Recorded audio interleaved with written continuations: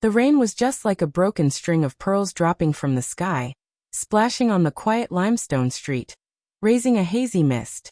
Su Xing ducked his head as he dodged under an eave. He looked up at this roaring downpour, shouting to himself about his bad luck. He had come to this central celestial for no more than a day, just to see this most celebrated place of the Buddha kingdom. How could he have anticipated that in just a moment, a great rain would fall? Furthermore, this rain also oddly stuck to his body like dewdrops, with even star energy having difficulty evaporating it away. Reportedly, this was called Buddha rain, and each raindrop polluted karma. Woo-woo. Gong Sun Huang let out an uncomfortable whimper. Su Xing smiled. He took out a towel and helped wipe her clean. Little Huang, shall we hide from the rain for now or go back? Gong Sun Huang cocked her head and showed a pained face. Let's take cover from the rain for now. Then, see if this Buddha rain is any bit interesting. Su Xing nodded. Only then at this time did Su Xing see that under the eaves was also a girl similarly hiding from the rain. That girl could make anyone feel extremely blinded. That gentle and beautiful face had a sort of indescribable purity and holiness. Her expression was calm as a dry well. Her soft hair like rolling waves. Due to being caught in the Buddha rain just now, the raindrops stuck to the girl's simple attire, moistening her skin that seemed delicate enough to break from just blowing on it. Her slender curves were fully exposed. And even though this was so, Su Xing nevertheless felt that the girl before his eyes had a kind of inviolable sanctity, one that made people unable to raise even the slightest profane idea. The girl's face wore contemplation. She gazed at the hazy downpour, her gaze a deep azure, deep like the sea to the point of making people feel they were helplessly falling in. She was just like a meticulously carved and chiseled piece of fine jade. So beautiful. Even if Su Xing was accustomed to seeing every sort of lovely appearance, he could not help but be moved once more by that sort of pure and holy beauty of the girl in front of him. The girl concentrated on the downpour entirely, completely overlooking Su Xing and Gong Sun Huang as if they were air. Gong Sun Huang once again sat upon Su Xing's shoulder. The little lowly also noticed the woman beside them. Su Xing's gaze returned to this rain. He extended a hand to catch a few raindrops that dribbled along the roof and fell. He regretfully said, "This rain truly has made Buddhism create many evils." Why does benefactor say this? The girl's gaze glanced at him, her sharp brows wrinkled. Buddha says there is a world in a flower. If that is so, then a raindrop is also a world. Now there is a downpour falling here, and there are also trillions of worlds, falling to the earth and nevertheless immediately dying. Could it not be because of Buddhism's description? Su Xing looked at that mist. Hearing his sophistry, the girl showed the tranquility of still waters. Flowers bloom and flowers fall, life and death alternate in turn, and all living things enter samsara. This is karma itself. To say that Buddhism created this evil, benefactor is tricked by Mara. Su Xing showed a bit of surprise. The girl was more comprehending of Chan than he had imagined. Actually, this karma too is also sophistry. Su Xing carefully challenged. How do you say? The girl was not angry. Su Xing said, Buddha says where there is cause, 3, there must be effect, but tracing back to before heaven and earth split. What was the cause of that? That would be samsara. The girl calmly answered. Su Xing was speechless. This girl honestly was sharp enough to not break a sweat. Do you also believe in Buddhism? Gong Sun Huang said. Believe and also do not believe. No need to make every sentence so Chan in meaning, Su Xing smiled. The girl smiled, her gaze again returning to the rain, unable to pierce through, unable to see clearly. Your Highness. Gong Sun Huang curiously said to Su Xing, Little Huang, what do you say about me spitting at a statue of Buddha again? Su Xing was speechless. Gong Sun Huang shook her head. The meaning was, Your Highness, could you be any more disgusting? Gong Sun Huang passed the towel over to Su Xing, her expression watching the girl with even more care than with Su Xing. The meditative mind cannot be treated as food to eat. Yes, you'd better wipe down a bit. Su Xing passed the towel to the girl. The girl wanted to say something, but Su Xing promptly interrupted her, saying that she best not give some dharma or such in refusal. Indebted to your kindness. The girl was slightly taken aback. Then she took the towel. Your servant is Su Xing, this is? When Su Xing was about to introduce Gong Sun Huang, he hesitated. It was reasonable to say that he was to introduce her as his wife, but good heavens, she was only 7 or 8 years old in appearance. Little Huang. The girl faintly nodded. The moisture of the rain wiped past her temples. She clapped her hands together in prayer. Poor nun is Chan Xian. 5 Chan Xian? Su Xing's brows rose. Your Highness. Gong Sun Huang softly called. Su Xing shook his head. He looked pensively at Chan Xian. Su Xing gazed at the rain, and he suddenly felt this rain was considerably meditative, quiet as still waters. There was something apparently stirring in sea of consciousness.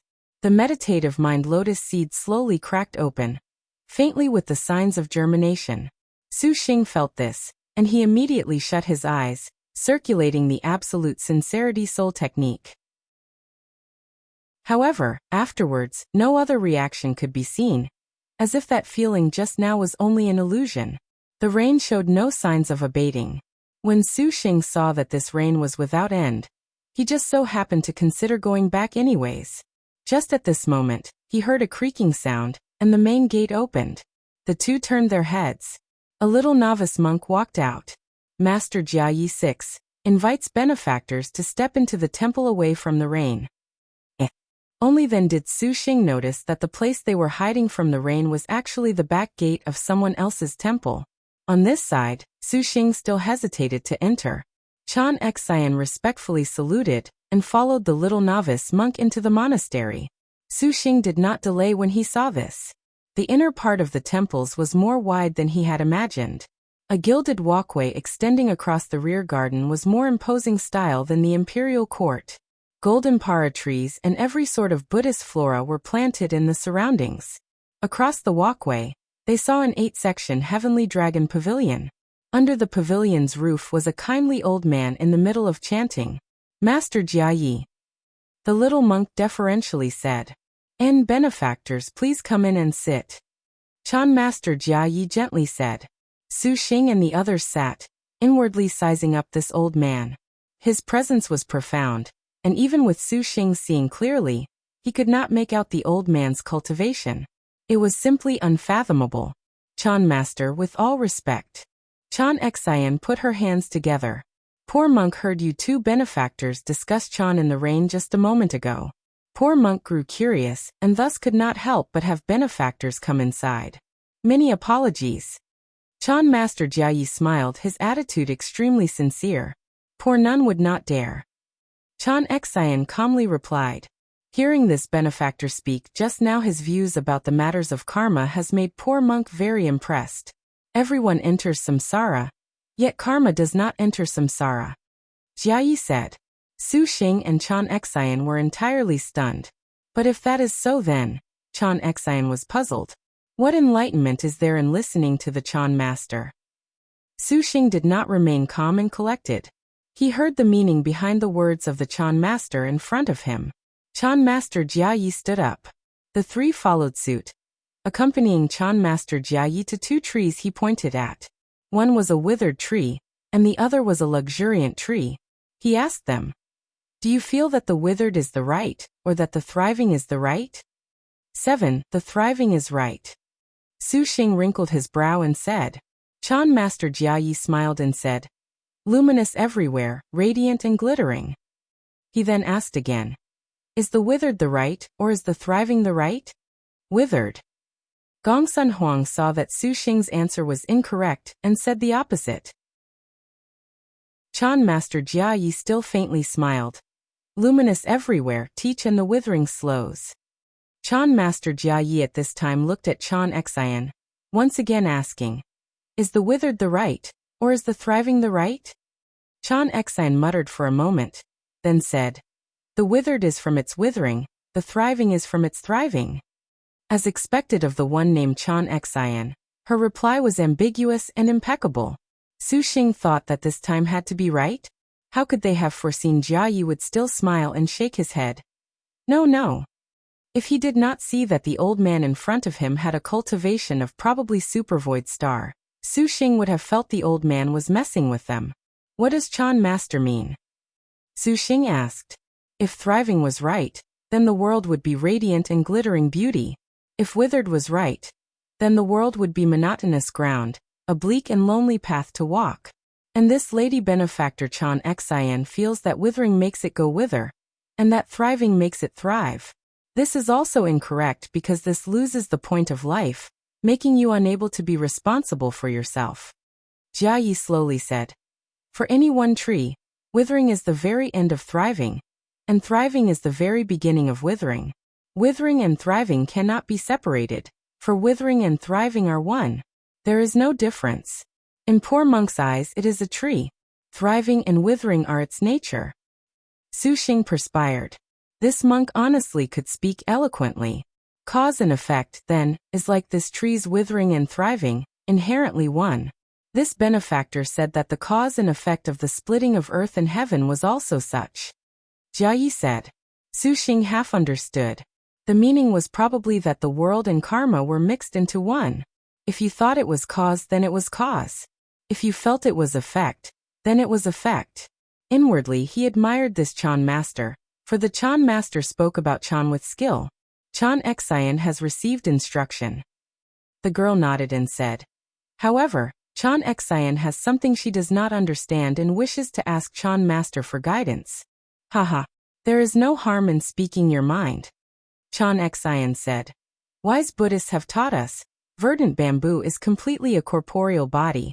The dense yellow flowers only prajna. Non-believers feel this is an evil doctrine, and believers consider this unfathomable, but poor nun wonders which is true? Chan Master Jia Yi answered. This is what those of the realms of Manjushri and Samantabhadra have insisted the laypeople and Hinayana should receive. Hence the Flower Adornment Sutra teaches us. The Dharma body is full of Dharma realm, generally appearing before everything, following karma without end, and often residing in this Bodhi seat. Since green bamboo does not stem from the Dharma realm, how can it be a Dharma body? And the Wisdom Sutra teaches us. Appearance is without boundary, thus wisdom is also without boundary. Since yellow flowers are not outside this color, how can it be wisdom? Thus, the sutra are inherently not determinate of dharma, and dharma is inherently not numerous. After the girl listened, she still did not understand, asking again. In this information, what are the believers? The non-believers? Chan Master Jia Yi pointed out an even higher concept, answering. The believers are conventional truth. 9. The non-believers absolute truth. 10. Chan Xian wrinkled her brow. Non-believers are ridiculed as non-Buddhists. Why does Chan Master say they are the absolute truth? Non-believers naturally are not believers, and the absolute truth is naturally the absolute truth. Because it is the absolute truth, the common person is therefore blamed as non-Buddhist. As for the non-Buddhist, can they speak about absolute truth? Chan Master Jia Yi slightly smiled, making a summary. Chan Xian pondered. The Su Xing to the side only half understood. Inwardly, this Buddhist Chan sect was cryptic as expected. To bloom the Chan Xian lotus seed honestly was not a simple matter. It seemed reaching the realm of a smiling Buddha was still very far off. On the contrary, that Chan Xian girl made Su Xing very curious. She was considerably devoted to Buddhism, calmly discussing Chan with Chan Master Jia Yi. Every single of her movements having a considerable sort of attitude. This made Su Xing unable to help but recall someone. He and Gong Sun Huang could not help but be drawn in by their discussion of Chan technique. Gradually, he seemed to have comprehended and vaguely caught on to something. The rainy fog was pervasive, the sounds of Chan beautiful. Su Xing absolutely forgot about the time, watching the girl's meticulous face. Outside the temple, the rain had stopped. Actually, Su Xing had never not cultivated Dharma. When he was on earth, his family elders had connections to Buddhism. Su Xing still remembered the Buddhist classic, wind moves, flag moves, mind moves. Su Xing remembered that even now, and he originally wanted to show off but thinking that it was too childish, he nonetheless stopped. However, Su Xing was still fundamentally an atheist. He believed deities, demons, and God were too fantastical. Since this was so, hearing Dharma today made Su Xing ponder if he had a slight change of view towards this religion. At the very least, He would no longer snort at it, but the two Buddhists really were too cryptic, which made Su Xing have a sort of fear that if he used this method to bloom the meditative mind lotus seed, he would go mad. The rain stopped, and Chan Master Jia Yi urged the group to stay for dinner. Chan Xian declined, and Su Xing also refused. Exiting the front gate, only then did they discover that the temple was large beyond reason, overly refined. Outside the temple, the stars were already emerging, and the bright moon was rising. That Chan Master Jia Yi did not make you satisfied? Su Xing could discern that Chan Xian and Chan Master Jia Yi had discussed for a day, but she was still bewildered. He saw the girl's pointed brows were twisted, her pupils still as calm as a dry well when he first saw her. Chan Master Jia Yi is the ancestral master of Buddhism Great Way, but the way that Chan Xian seeks is not the same. There is no connection. Chan Xian was absolutely calm. Honestly, it is a profound mystery. Su Xing's head hurt. Buddhism's seemingly specious arguments honestly made people's heads hurt. For today's Chan discussion in the rain, Chan Xian thanks you for, and takes her leave. The girl put her hands together, directly and efficiently turning around. Su Xing had even wanted to have Chan Xian stay. The words had yet to leave his mouth, when at this time, Chan Xian had already disappeared into the bustling crowd of people. Instantly he lost any trace of her, left only with the glittering Chan speech that was fainter than fireworks. When night fell, the Feast of All Souls began. Su Xing saw this and returned home with Gongsun Huang. Along the road, "Little Huang, I want to ask you a question." "Your Highness, please ask." "Do you want to be my little sister?" "Daughter." Su Xing said these words diffidently. Su Xing was defeated by Gongsun Huang's accusatory expression. "But wouldn't treating you as my wife get us censored? Too, you're only 6 or 7 years old. Wouldn't I be treated as a weird uncle? We do not have ages." Gongsun Huang broke the heavenly mystery with one sentence. "That's fine then. As your Highness wishes." Gongsun Huang kissed Su Xing. Returning to the room, he saw the girls had already dressed up and groomed themselves, and they were just waiting for him to come back. Su Xing then spoke about the matter of discussing Chan in the rain. Chan Master Jia Yi is the Chan Master of the Jewel Blue Temple. 3. One of the Buddha Kingdom's 6 ancestors. Wu Xinjie said in surprise. So he was a 6 ancestors. No wonder his tongue was so flowery. Su Xing suddenly understood, and then he asked about matters concerning the disciple that Buddha West approaches will pass his robe and alms bowl to. Outside the room at this time, a firework blossomed. Shi Yuan shouted in excitement from beside the window. "Let's go see the Central Celestial's Feast of All Souls." The Central Celestial was the center of the Buddha Kingdom's 18 celestials. It was very comparable to the status of the Great Liang's capital Bian City. In this Central Celestial, there reportedly were several million residents, from those streets that could line 10 chariots up side to side, to the surroundings of unending streams of people. In the pitch-black night sky, the fireworks blossomed with every sort of gorgeous position. From time to time, there were dragons and phoenixes, and occasionally, there were meteors filling the sky. The pitch-black sky was illuminated by these sorts of multicolored fireworks, instantly glittering bright. Furthermore, the brightly lit river lanterns of the Central Celestial's River Ganges floated on the river's surface in the darkness. Tens of thousands of boat lanterns illuminated this night like stars circulating across the entire sky, appearing very magnificent. Fireworks, delicacies, prayers for blessings, cultivation of Chan, and the river lanterns were all characteristics of the Feast of All Souls. Apart from this, the temple fairs and Buddhism's universal offerings each had their own highlights, tireless to look at. Walking amidst the throngs of celebration, Su Xing had seemingly returned to a familiar place. As a soldier, he had originally did nothing out of the ordinary all year round outside the service. After Su Xing came to Liangshan, he very quickly adapted, but this time, he could not help but evoke a homesick mood. After a sigh, Su Xing's thoughts returned to this place. Wu Xinjie and the others already were attracted by every sort of lively thing of the Feast of All Souls. Lin Yingmei was being called back and forth between every sort of Buddhist treat by Wu Xiyo, and Shi Yuan was in the middle of relaxing, that pair of round eyes spinning around somewhat evilly. This best thief under heaven, actually had a sort of headache-inducing feeling of professional ethic.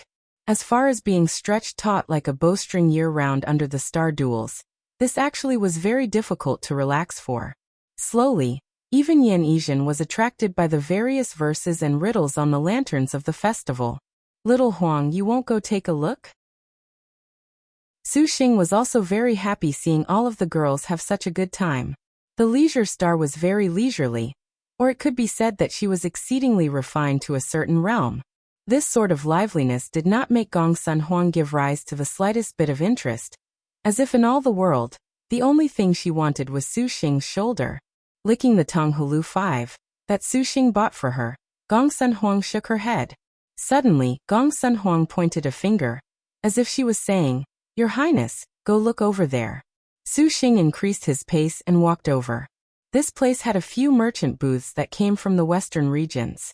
The western regions and far west Buddha kingdom were very close, both sides commonly dealing with the other. Su Xing did not feel this was odd. Yet the things these western region merchants were selling made his eyes shine.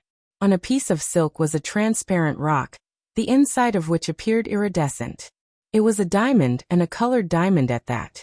In actuality, Liangshan continent's precious gems were too numerous to mention.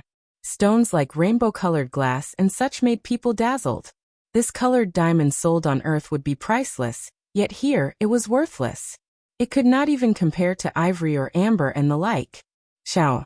Su Xing suddenly noticed a familiar figure. Xiao was pursing her lips, looking anxiously at a couplet on the surface. Suddenly, someone patted her shoulder. The girl instinctively turned around and punched, a golden light startling away the surrounding people. Su Xing was taken aback. Immediately he stepped backwards, dodging light as a feather. Gong Sun Huang pointed a finger, and a bolt of magic shot forth. Xiao deflected it with a fist, her figure just like a dragon. So violent. When Xiao saw that it was Su Xing, her figure stopped, and she put her hands behind her back, voluntarily smiling. "Long time no see, Su Xing." Glancing at Gong Sun Huang, a bewildered expression flashed past Xiao's eyes. She then said, "You fickle man, you have switched to a little sister? Could it be that Lin Chong could not satisfy you? Why did Su Xing sound that strange? This also my wife little Huang." The corner of Su Xing's mouth rose. When Gong Sun Huang saw she was not an enemy, she again sucked on the Tonghulu. Xiao wanted to laugh. Any way she looked at it, they were like a father and his daughter. A child bride? Ha! Xiao, why would you have interest in running over to the Buddha kingdom? Su Xing walked over. The other people saw that there was nothing wrong and very quickly settled down. Numerous people maintained odd appearances, but this nevertheless could be overlooked. The Feast of All Souls is so lively, of course Xiao would come. Also, Xiao's good luck truly is great, to surprisingly encounter the legendary Buddha West approaches disciple succession. Xiao smiled. "You also want to go for the selection?" Su Xing was astonished. "Why not go?" Xiao smiled and countered. Su Xing was silent. "Oh, even if it was us, listening to Dharma is very helpful in advancing cultivation realm, particularly those powerful adepts that can reach transforming star of annihilation." Xiao talked and walked, her pace light and quick. "On the contrary, why would you appear here? What about Lin Chong and the rest?" Xiao asked. Su Xing hinted at the beauties that were not too far away. Xiao showed an expression of surprise. Then she smiled and shook her head, as if she could not believe this. "I came to the Buddha kingdom also to hear Dharma," Su Xing said. Xiao's eyes seemed to say that perhaps things were not so simple, but the girl did not ask. She merely smiled leisurely. Suddenly, she recalled something, and her eyes glinted at Su Xing. "Since you can contract the skillful star, your literary talent must be outstanding, correct? Quickly come save Xiao."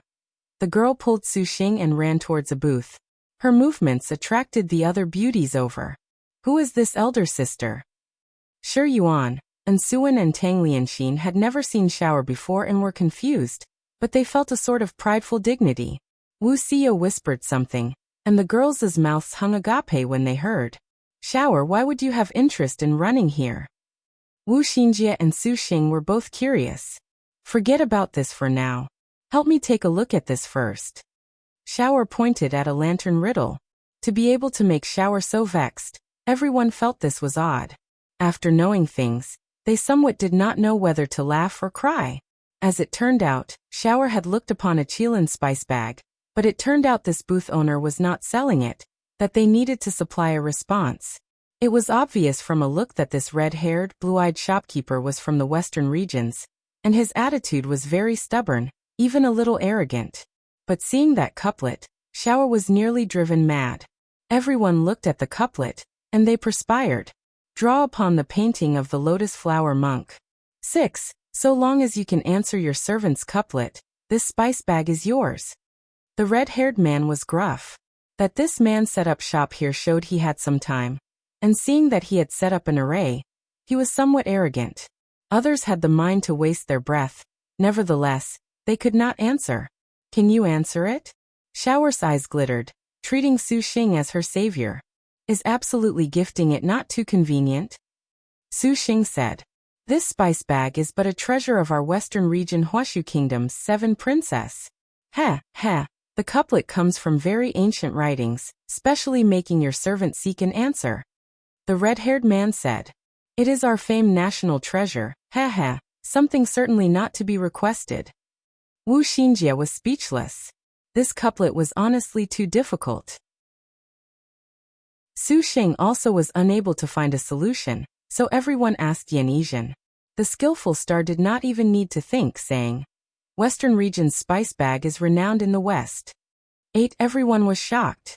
Even the red-haired man who was smug just a moment ago was flabbergasted. Little E truly is awesome. Su Xing lauded her. Although it was not necessarily as fine, it perfectly used the spice bag renowned in the far west to create an answer. The red-haired man was completely shaken to speechlessness. Praises, praises, your servant's eyes are opened. The red-haired man earnestly said. Although it is somewhat lacking, based on your distinguished self's keen mind, the spice bag is yours. Ha ha, too awesome. Shower said excitedly. She extended her hand. Bring this fire Chilean spice bag here. There is another absolute. If you can answer this one, not only will your servant offer this fire Chilean spice bag, your servant will also gift all of this friend's women a spice bag. How does that sound? The man said. Although he felt exchanging absolutes for all eternity for spice bags was somewhat a loss, seeing Shower care so much, he thought that these spice bags were not ordinary objects. Moreover, this was merely answering couplets. Let alone Yan Yizhen going again, Su Xing could do it too. To recount, his absolutes for all eternity were not few in number. All right. Everyone did not have an opinion. The Western region man had probably been mighty for these days, for upon hearing someone had answered the absolute, the surroundings immediately were packed full of curious spectators. The red-haired man chucked, and brought out the next couplet. The others saw and were hoarse. When Su Xing saw, he wanted to laugh.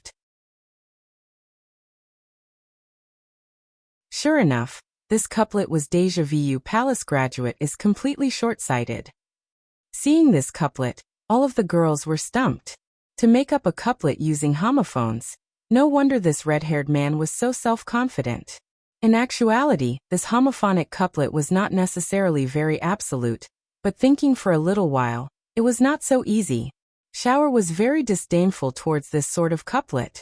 This couplet is much simpler than the other one just now. The man laughed somewhat crafty, as if he was hiding something. Indeed, it is much simpler. Su Xing smiled. Little does not need to do anything, I'll complete it. Please. Shower had a very expectant expression as she watched Su Xing. Su Xing glanced around, and spotted in the crowd a monk of Crane Mountain too, wearing a brown shirt. The corner of lips curled, and he answered. Brown shirt monk of Crane Mountain. 2 monks froze. Good. The surrounding people clapped. Yan Yizhen nodded, the corner of her lips slightly suppressing a smile. Her expression even gratified. This brother's mind is actually fine, however, this couplet is certainly not that simple. The man laughed aloud. He read the couplet again, this time adding of this world, 5 to the beginning. Thus, it again turned into a 4-phrase homophone absolute. This world's palace graduate is completely short-sighted. This was somewhat absolute. The crowd that was happy just now seemed to have been doused with ice water, everyone immediately falling silent. Are Westerners so fond of making things difficult for people? Shower interjected, not happy at all. Brown shirt monk of Crane Mountain is kindly. 6 Su Xing sneered, instantly blurting. Incredible. This brother answers so finely. Everyone cheered, crying out praises one after another. The man from the west did not expect Su Xing could answer so smoothly. Not omitting anything, he ground his teeth and said, "This world's palace graduate is completely short-sighted eating food." 7. On River's brown shirt monk of Crane Mountain is kindly. 8. He might as well finish it all off. The Western man's face turned red as pig's liver. This time he remained silent, unable to think of anything. No more? What a pity. I'll help you add a phrase. On River's brown shirt monk of Crane Mountain is kindly closing fans. 9. Su Xing leisurely said. Crumble. Everything crumbled. Hearing that hard-to-pronounce homophonic sentence, the Western man was thoroughly blank in the head. His mouth hung agape, incredulous at Su Xing. The other masses only felt that what Su Xing said was seemingly obscure, but resolute people could still hear this was answered without difficulty. Su Xing's beautiful wives looked at each other and smiled. The central celestial is wide and deep, your servant praises. After a good while, the Western man then returned to his senses from his dizziness, his mind dazzled from Su Xing's long couplet. He did not make any more objection, presenting to them 9 wonderfully scented spice bags with both hands. Su Xing saw he was so meek and said, "Actually, if you really want an absolute for all eternity, your servant has one couplet, one that surely cannot be answered by anyone in the world." Brother truly has this sort of couplet? The Western man said in shock. Hearing Su Xing's full self-confidence that it was an absolute for all eternity that could not be answered by anyone under heaven, everyone was very much in disbelief. Other than Su Xing's beauties, the others only felt this man was somewhat arrogant from facing off in couplet. Unanswerable by anyone under heaven was certainly underestimating the people of this world. Do you truly want this absolute for all eternity? Su Xing chuckled, his gaze staring at the Western man's booth with sinister designs. The opponent immediately understood. The Western man did not dare be careless. Waving his hand, he took out an elaborate porcelain bottle. The bottle glittered with a crimson light. That light was odd, similar to a luan bird in shape. A strange scent wafted. Sniffing this made the limbs weak, the mind carefree and relaxed. Even if it was sealed in a bottle, they could feel that the thing inside was out of the ordinary. Phoenix saliva perfume. 10. Suddenly 2 monks shouted from within the crowd. Phoenix saliva perfume? Hearing this name, Ansuan was shaken, covering her mouth in shock. Is it a unique spirit medicine? Some people were confused. This is but the path of Yellow Scarlet's great healing spirit liquid. Su Xing's eyes glittered. Phoenix saliva perfume came from a unique spirit wood, the Phoenix seeks Phoenix. 11. The Phoenix seeks Phoenix took 100 years to bloom, 200 years to bear fruit, and 300 years to condense a fragrant perfume. This was Phoenix saliva perfume. Reportedly, this sort of Phoenix saliva perfume could be used to lure phoenixes. Furthermore, this Phoenix saliva perfume had another ability, which was that it could enormously benefit dual cultivation. Buddhism's happiness Chan actually could not obtain it. Of course, what was more important was that Ansuan required 3 great main medicines to refine yin-yang lovemaking powder, and Phoenix saliva perfume was one of them. Su Xing did not expect at all that this man would take out such a valuable thing. Princess Yu is very fond of central celestial life, particularly treasuring these couplets. Although this Phoenix saliva perfume is valuable, it is useless to us. The princess's original intention was that had the couplet not been answered, your servant would present it to the happiness together courtyard. Buddha Extreme Happiness had requested it. Since this brother has already answered, and with an absolute for eternity, your servant has confidence that the princess will not say anything if your servant confers it to brother. The Western man explained, showing an expression of tacit understanding. Brother will definitely be very satisfied with this Phoenix saliva perfume. That's actually generous. Su Xing smiled. If you truly have an absolute for all eternity, this bottle of phoenix saliva perfume will be gifted to brother. The Western man solemnly said. A child's wholesome thinking comprehends the willow, abandons food and wine, sincerity is love. 12 Su Xing said the first couplet. Flabbergasted stares. At first glance, Su Xing's couplet was very simple. Willows in Buddhism represented sweeping filth back to the quiet self-nature from whence it came. This couplet's meaning was that a child comprehended the nature of Buddha from looking at a willow. From this he gave up meat and wine. The original idea was love, but Su Xing's couplet was selected for homophones of numbers, from 1 to 12. This was somewhat of a headache. Seeing everyone's blank stares, Su Xing laughed. Fine then. This is my last one. It's not necessarily an absolute, and it may not be one at all. I will give you a true absolute now. What, you still have absolutes? The man's mouth could not close. A quiet, studious life is empty as widowhood. 13 Su Xing slowly said. This couplet truly was absolute. Although Su Xing had seen many couplets on the web, such as some, a desert sea of tears gradually reaches high tide. Return to the lotus path, return to freedom, and the like, it was difficult to make something flawless as willow pond locked in smoke. It truly was not because of those elaborate words. Rather, there was no follow-up that could compare to the artistry of the two words a quiet. The quiet breathing on the street was audible. Su Xing saw that everyone's eyeballs that were about to pop out. Are you a monster? The Western man screamed. This couplet is too absolute. Your servant wholeheartedly accept it. Your servant shall give these 2 couplets to the princess. This time, the man no longer made any twists or turns. He very frankly gave that phoenix saliva perfume and the spice bags to Su Xing. But someone interfered. Since this phoenix saliva perfume was to be sent to the Happiness Together courtyard, for benefactor to give it to someone else, that is rather too disrespectful. 2 monks ran over and denounced. From their robes, they were disciples of the Happiness Together courtyard. Su Xing smiled. If anyone here can answer, they can take the phoenix saliva perfume. The 2 monks stared wide-eyed. Then they looked at their surroundings. At this moment, they had already been surrounded by many senior monks and Chan masters racking their brains. For this sort of circulated absolute, without Baidu, to have them answer in a short time honestly was not an easy thing. This meditative mind was not omnipotent either. We wonder if benefactor would be willing to gift this phoenix saliva perfume to the Happiness Together courtyard. The monks were still stubborn, using their reputation as a Buddhism's 6th ancestor. Wu Xinjie gazed at Shi Yuan, and they could not help but snicker. The others being laughed at were baffled.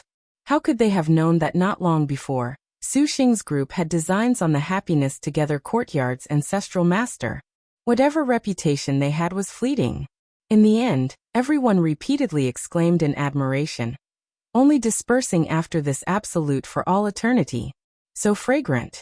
Shower sniffed the Qilin spice bag, a face of satisfaction. What use does this spice bag have? Everyone was very curious.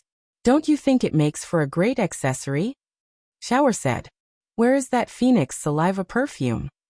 Shi Yuan swallowed hard, her eyes gleaming, keeping her mind on that phoenix saliva perfume.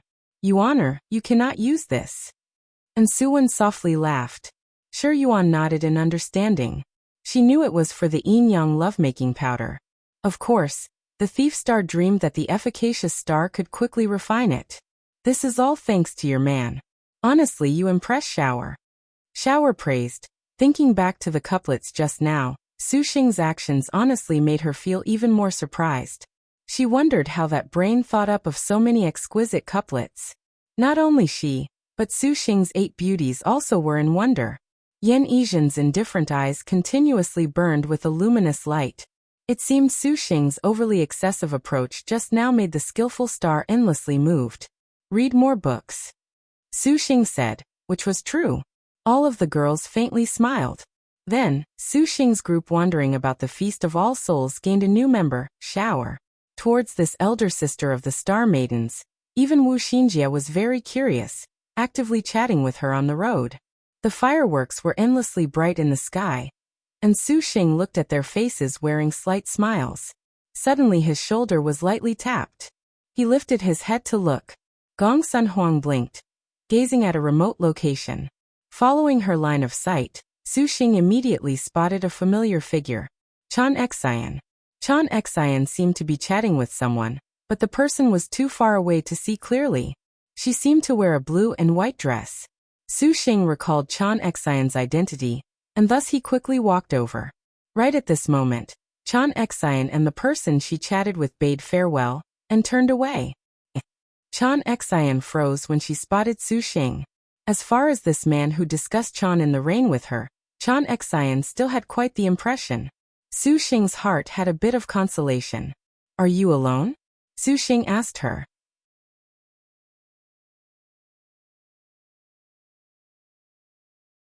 "And what beauty were you seducing just now?"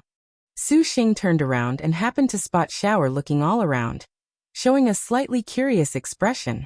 "Am I so boring?" Su Xing feigned seriousness. Shower nodded with certainty. Su Xing rolled his eyes at her. "Forget it. Shower certainly does not have interest in minding your romantic affairs. The temple fair has a martial arts arena, which is quite interesting. You had best go take a look," Shower said. And Su Xing paused, then he quickly walked over. The arena at the temple fair was constructed from shala tree wood, more than 3 zhang long, the surroundings full of people. On the arena, there were 2 tall female figures.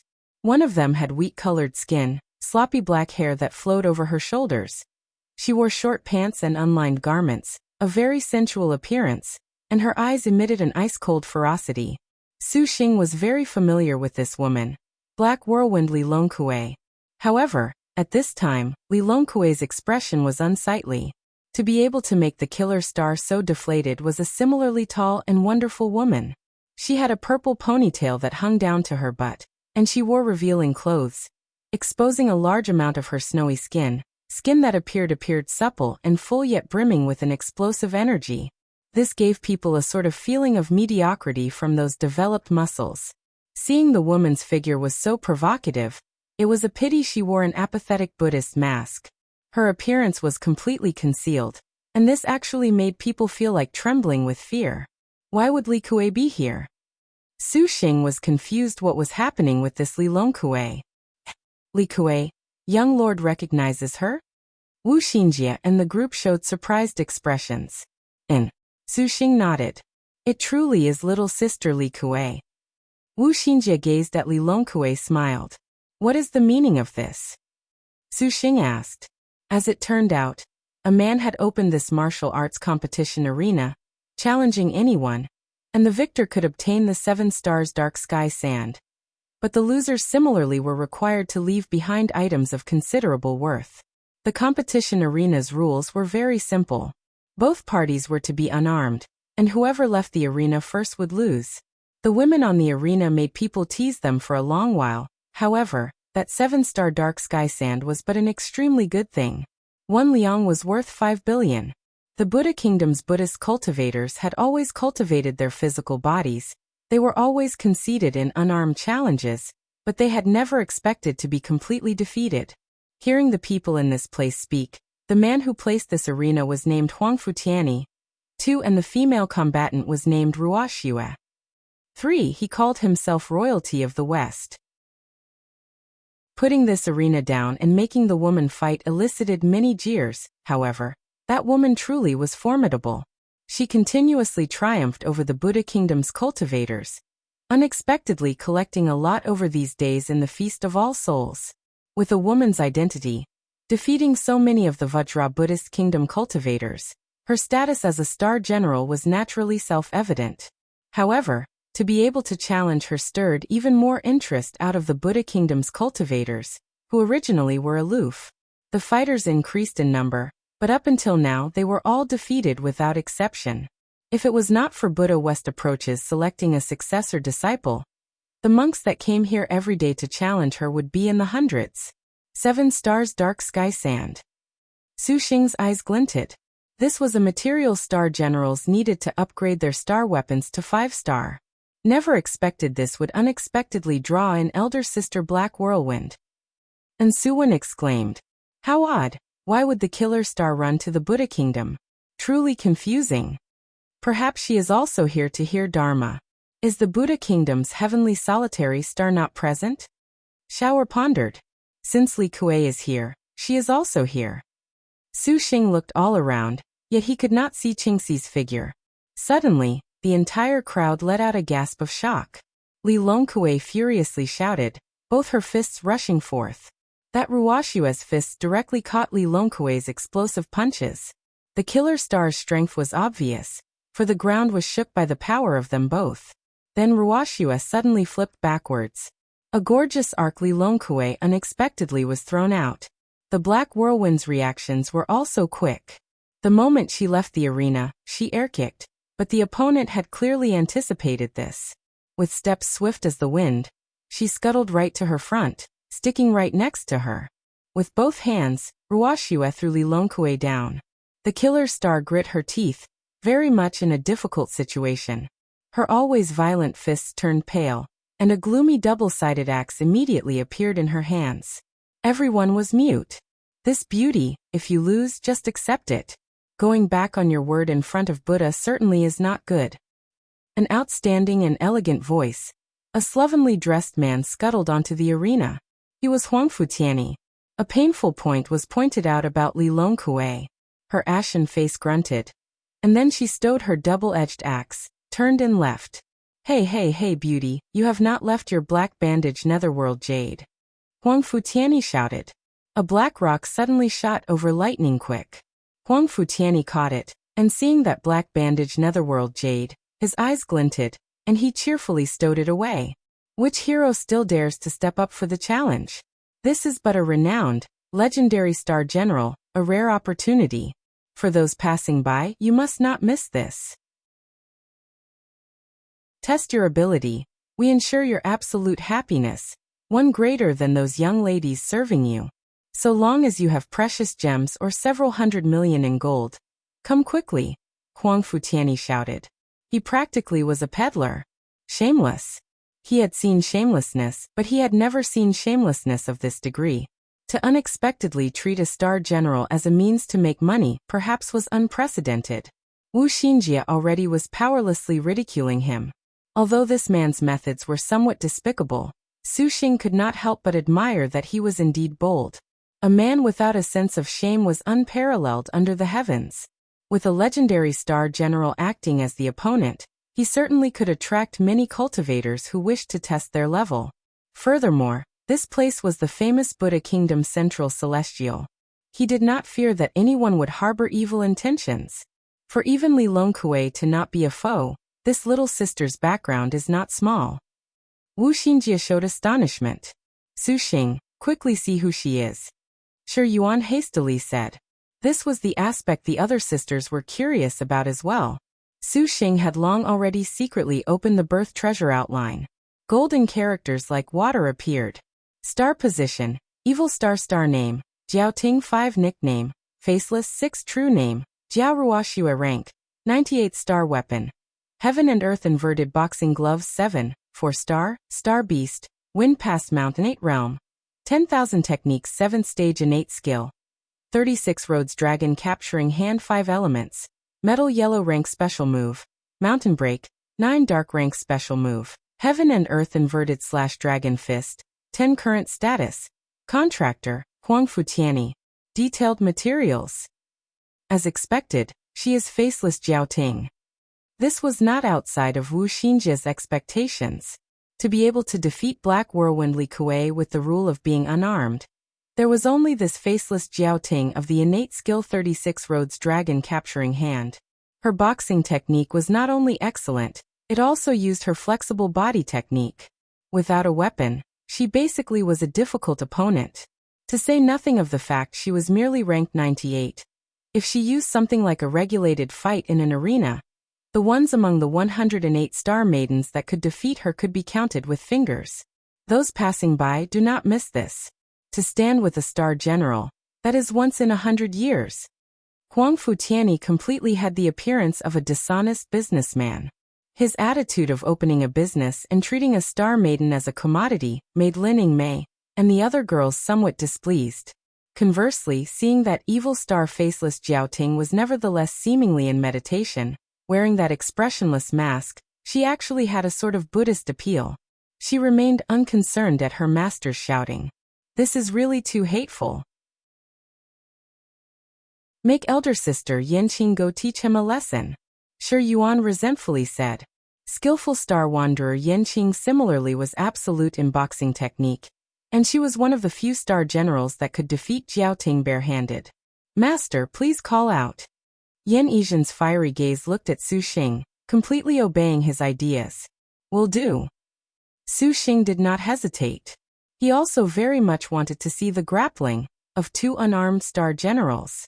Of course, that Victor's 7 stars dark sky sand was indeed a good thing. Does anyone else dare come up for the challenge? Huang Futiani called loudly.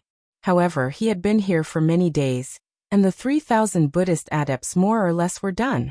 Other than great cultivators like Chan masters incapable of swallowing their pride, she practically was without equal. Faceless Jiao Ruoxue very boredly sat on a chair. Then she easily flipped out a book from her astral stone and leisurely read. 10 Liang of 7 stars dark sky sand. Something as good as this is very rare. Is there anyone else that dares? Comes the experience of trading blows with a legendary star general is more common than eating 10 empress was replenishing heavenly pills. Could it be no cultivators have sight? Huang Futiani laughed. Just as he said that, suddenly a figure appeared on the arena. The Yan Yizhen with an exposed back and maid dress, her face expressionless, stared with her vermilion eyes apathetically at faceless Jiao Ruoxue. The evil star's relaxation came to a sudden halt. Jiao Ruoxue put away that dialogue of the Buddha and Mahapataka Brahmaraja. 11 rose and emitted a heavy air. Could it be that this maid has come to challenge? Huang Futiani smiled. Yan Yizhen took out evil suppressing gem bamboo. Her answer very clear. Huang Futiani shamelessly glowed. Ruoxue, can you continue? Evil star Jiao Ruoxue grunted. Huang Futiani immediately stepped off the platform, leaving all of the space to them both.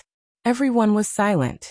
The faraway fireworks and the nearby conversations seemed to have all disappeared. Only the 2 girls' twin peaks stood opposite the others, motionless and silent. Sister Little, you ought to have no problem, correct? And Suan said. Relax, although faceless Jiaoting has inherited the 36 Roads dragon capturing hand. Skillful star wanderer Yanqing absolutely does not have an undeserved reputation in grappling and boxing. Shower did not think so. As if she understood Yan Yizhen more than they did. If she truly loses, Shower shall help you take it back. Shower then said. Lin Mei calmly said, no need. Shower does not want to owe your master a favor. Shower showed a considerable difficulty. Relax, Little E has never disappointed me. Su Xing thought the opposite. On the platform, Huang Futiani read the rules. The 2 adopted stances. Although in the star position rankings the skillful star held the advantage, in the star duels, this stage was full of variable. Some earthly star relied on a few lucky encounters, or cultivated profound martial arts to contrarily surpass heavenly star.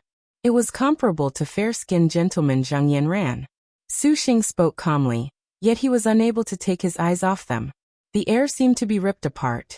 Faceless Jiaoting was the first to make a move. No sooner said than done. Just like a shooting star or lightning strike, her hand made the sign of a dragon capture, and the 36 Roads dragon capturing hand emerged. With a gale's biting cold, a ripping sound entered the ear. Nevertheless, Yan Yizhen was extremely indifferent.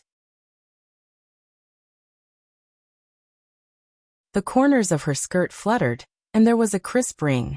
Yan Yizhen's figure instantly disappeared from where she was, and when she reappeared, she was already above faceless Jiao Ruoxue. On her face still was an unbelievable indifference.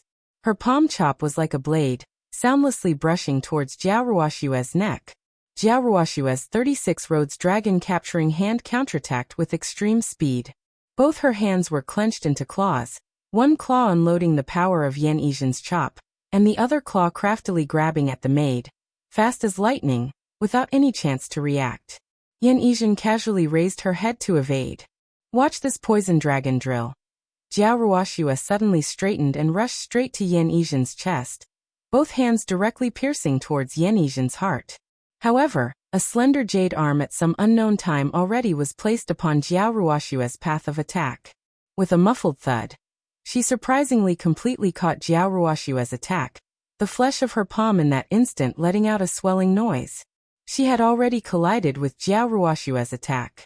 All of the pressure of the fist made Jiao Ruoxue incomparably surprised. Her pupils suddenly contracted. Jiao Ruoxue did not have the slightest bit of hesitation, directly half-somersaulting away. Her black figure suddenly drew apart the air, already appearing one zhang away. Her reactions were very proper, for just at the same time she flashed away, an extremely fierce oppressive power suddenly squeezed heavily on those surroundings. Fragments of earth sprayed in all directions as a line opened in the earth. The arena caved with a deep trench, the jolting strength making the spectators unable to help but retreat. Yan Yizhen's punch landed on nothing, a trace of amazement flashing through her vermilion eyes. Jiao Ruoxue's apathetic Buddhist mask seemingly was crammed full of an even greater battle intent. Her leg kicked, immediately rushing over. This time, Jiao Ruoxue did not hold back using her grappling techniques. One hand grasped Yan Yizhen's belt, the other her shoulder, but each time, she was easily thwarted by Yan Yizhen. Several dragon-capturing hands were unable to obtain success, making Jiao Ruoxue somewhat irritated.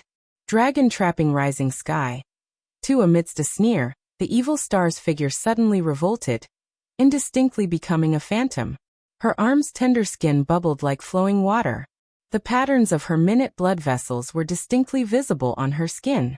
Her flesh that was exposed seemed to take on a bloody color, and these blood vessel markings seemed to come alive. The dragons that had been trapped now stirred on her hands, like flowing water, appearing extremely unfathomable. In that instant, both her hands seemed to transform into chains. Arm shadows filling the skies covered Yan Yizhen, the wind pressure brought by the attack pelting her. Before the strike arrived, the wind pressure actually gave rise to bonds that faintly had the function of trapping someone where they were. As if it was an iron dragon. Her short hair was lifted by this wind. Such a strong attack was instantly met, but Yan Yizhen's face still was apathetic. Her eyes even had a trace of mockery. Both of her hands grabbed, and a sudden change occurred. The skillful star's flexible body lightly flashed and spun an afterimage, instantly avoiding this impenetrable pressure. Then, one hand suddenly was placed upon Jiao Ruoxue's hand, that was larger than a weapon. Immense power instantly transmitted, and Jiao Ruoxue was incomparably stunned. Suddenly, she found that the strength of her fists had been contained, ultimately coming to a complete stop in midair. Inconceivable. Gazing in astonishment, a pair of cold, vermilion pupils was already right in front of her. Silky hair was severed in the wind. Yan Yizhen's figure slightly lowered and then suddenly straightened, her palm chop stabbing like a blade. How laughable. Jiao Ruoxue was worthy of being the inheritor of the 36 Roads dragon capturing hand. She had always been proud of close-range combat, and with one hand, she grabbed Yan Yizhen's chop, preparing to use all her power to pull Yan Yizhen into a counterattack. Yet what her hand grabbed was a clump of air. This speed is so fast. Jiao Ruoxue's pupils froze, and her heart filled with the premonition of danger. But it seemed that comparing the speed of this premonition to Yan Yizhen, the former was still slow by a step. Yan Yizhen's palm sliced into Jiao Ruoxue's chest. Faceless groaned, and blood flowed from beneath her mask. The evil star fell back, both her hands immediately launching an attack, prepared to grapple Yan Yizhen, but any way it was put, Yan Yizhen was much more experienced. The corners of her skirt opened, and the white boots that reached all the way to her thighs flashed before Jiao Ruoxue's eyes. The maid's left leg kicked, and her right leg was lifted up. The moment her leg bent, her arms crossed, and the transmission of the power of her fist came to a screeching halt. The attacking evil star evidently did not anticipate this, but even if she did anticipate this, she could not guard against the sweep of Yan Yizhen's left leg towards her face. Following that, her right leg also swept. This sequence of movements honestly was flowing like water, settling things in one go. She directly swept Jiao Ruoxue over. Ruoxue, Huang Futian's eyes suddenly flashed with an ominous glow. The Jiao Ruoxue sent flying knew intuitively. One hand propped up against the ground. And with a flip, without any pause, she once again pounced at Yan Yizhen. Wind past mountain. 3 Suddenly, Jiao Ruoxue shouted. The 4-star heaven and earth inverted boxing gloves suddenly appeared in her hands. Both her hands assumed the power of the reversed dual modes of heaven and earth, inciting an impressive wind and thunder. The evil star flew into a rage of humiliation, taking the initiative to show her star weapon first. A shadow simultaneously pounced towards Yan Yizhen, with an even swifter speed. The skillful star was unable to react. That shadow pounced before her, and it was a black spirit snake. Bearing its fangs, astonishingly, it was the evil star's star beast, Wind Past Mountain. Yan Yizhen immediately chopped with her hand, and Wind Past Mountain shattered into a black storm that wound around the maid. Heaven and earth inverted. Just at this moment, Jiao Ruoxue was already in front of her. Both hands were ready to grab Yan Yizhen, exerting explosive power, space twisting with the pressure. Huang Futian showed a near imperceptible joy. Suddenly, he felt killing intent approach him.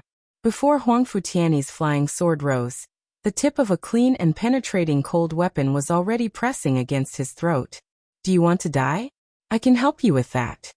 Su Xing coldly said. What is friend doing? Huang Futian broke into a cold sweat of fright when he saw Su Xing and the others. Friend? Were you not thinking of taking advantage of this to dispatch little E? Wu Xinjie giggled. The arena is where the battle is open and candid. Huang Futian said. Quibble, then what's the matter with that star weapon? Shi Yuan said in contempt. Huang Futian forced a smile. The rules are to not use a weapon, but there are no rules against using gloves or a star beast? Shameless. Lin Yingmei cursed, her spear slightly trembling. At any time, she could cut open Huang Futian's windpipe. His cold sweat dripped endlessly. Haha. Su Xing truly somewhat admired this man who could use a star general as a way to make money. Even at such a critical moment, he unexpectedly could still be so devoted. Truly, he did not want to live any longer, however. This was the Buddha Kingdom's Feast of All Souls. He perhaps also knew that Su Xing could not easily kill him. Men like him ought to be killed. Wuxia frowned. Your servants is a fair competition. If your majesty loses, instead of accepting defeat gracefully you turn hostile? Huang Futian said. Release him. An ice-cold voice shouted. Jiao Ruoxue turned around and headed towards them to attack. Little sister, if you leave the platform, you will actually lose. Shower kindly reminded her. Jiao Ruoxue froze, actually stopping at the edge of the arena. I will give you an opportunity to quibble. Since you used a star weapon and star beast, our wager will grow a bit bigger. Su Xing proposed. How do you say? I have here several stalks of 100-year and 1000-year evil-suppressing gem bamboo. I'll bet against 100 liang of your 7 stars dark sky sand. 100 liang? I do not have this much. Huang Futian's expression changed. It won't do if you can't quibble the price. Su Xing's words were very gentle, but in Huang Futian's ears, they seemed to have a sort of ice cold that came from the heart, as if at any time, he could suffer a violent death. Is there any need to be this troublesome? Star duel, star fall, what could this Buddha kingdom do? Wuxia coldly snorted. Lin Yingmei's spear tip moved in coordination. Wait a moment. Huang Futian this time truly was frightened stiff. Damn it. Why would we encounter such a powerful star master here in the Buddha kingdom, he thought. Huang Futian outwardly said. Even if this turns into a star fall, this is the grand star duels. What does it matter if you use treacherous methods?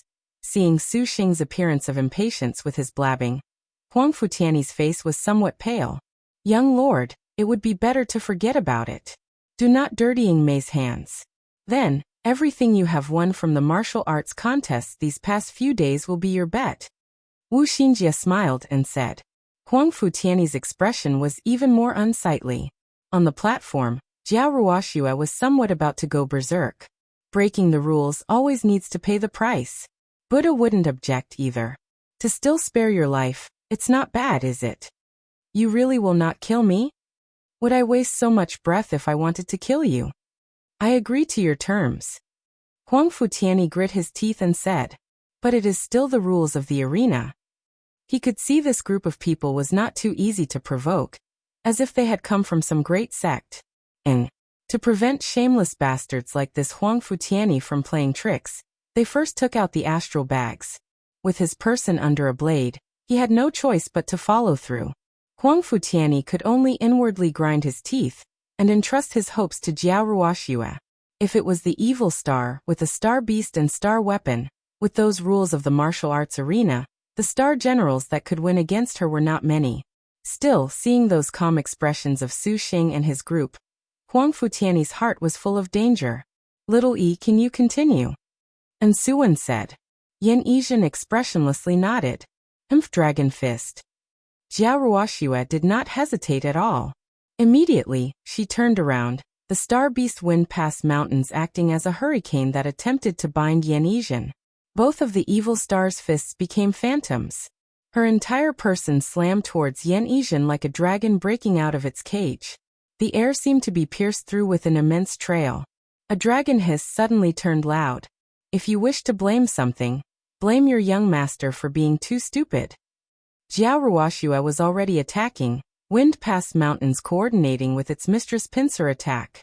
The yin-yang Pisces fists appeared, the cold and warm lights alternating. In the flowing river of yin and yen, two carps appeared that swam around in between Yan Yizhen's palms. This is bad, evil star. Jiao Ruoxue's expression greatly changed. 5. The hurricane collapsed. Following Yan Yizhen's low shout, her shoulders stiffened, and countless fist shadows carrying a mad aura that overturned the seas.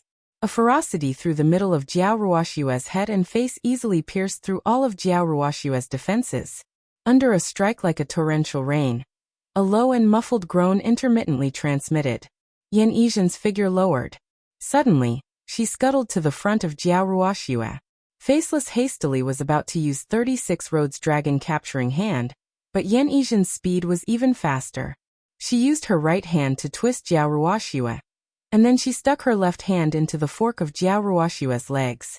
Using her shoulder blade as a fulcrum for Jiao Ruoxue's chest, she directly lifted the woman up, unbalancing herself. With all her strength, she spun to the edge of the platform and shouted, "Go down!" This was a pigeon spin. Setting Jiao Ruoxue head down, legs up, she directly flung the evil star off the edge. Huang Futiani's eyes suddenly were about to pop out from surprise. Skillful star wanderer, Yan Qing.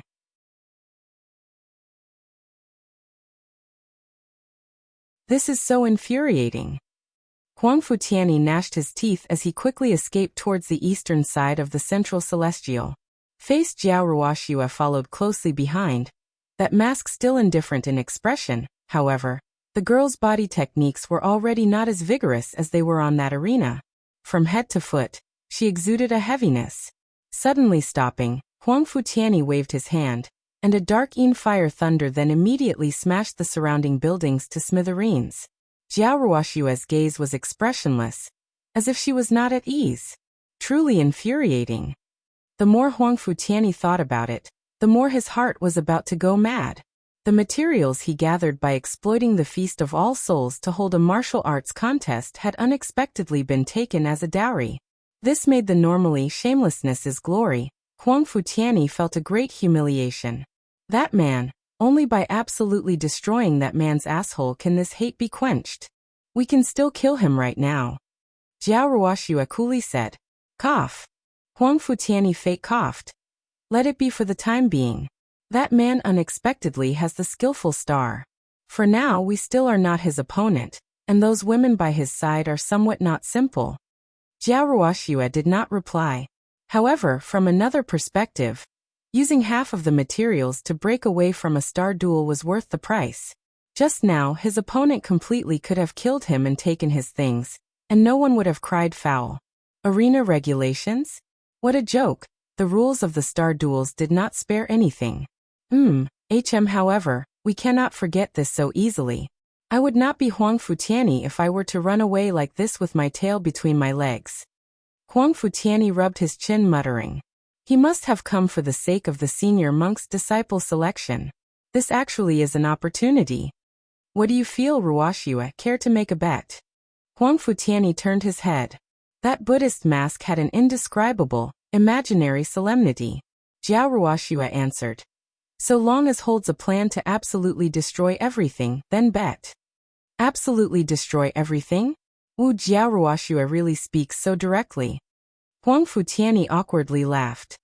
Boundless Sun Ebony Essence, White Heavy Jade. Tu Suxing looked at the things he obtained from Huang Futiani's astral bag. Each item was considerably valuable, and the Boundless Sun Ebony Essence and White Heavy Jade among them could be used as upgrade materials for Yanizhan and the rest. This transaction was really worthwhile. Suxing exclaimed.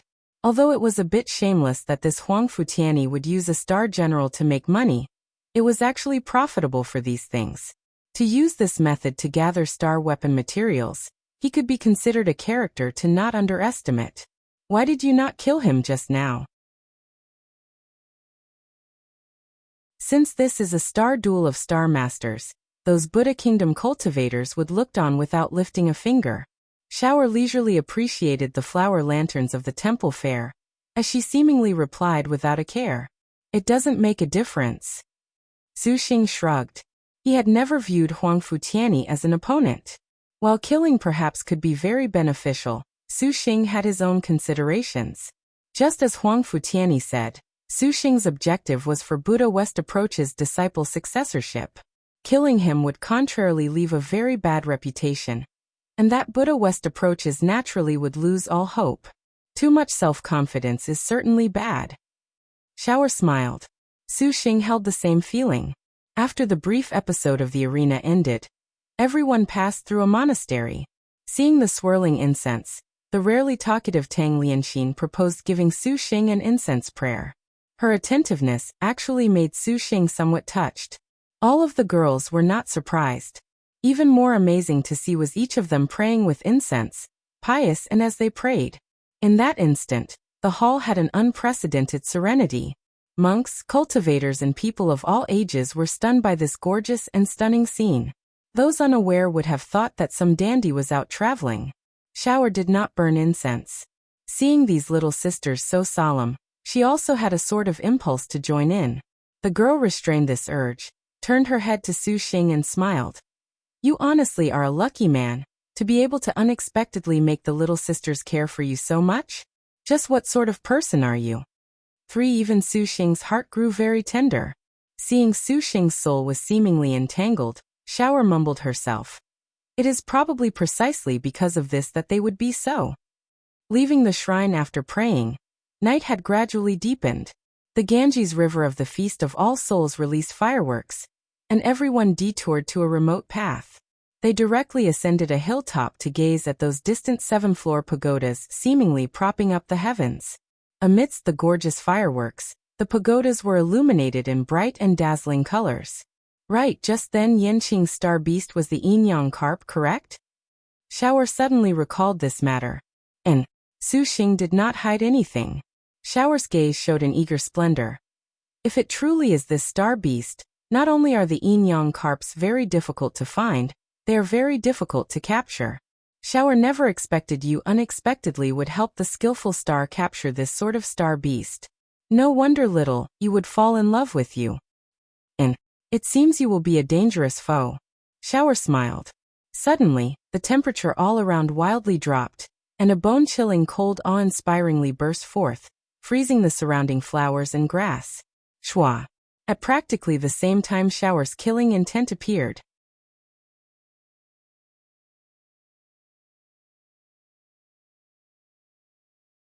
However, the extraordinarily outstanding as an immortal leisure star had always never minded the sisters.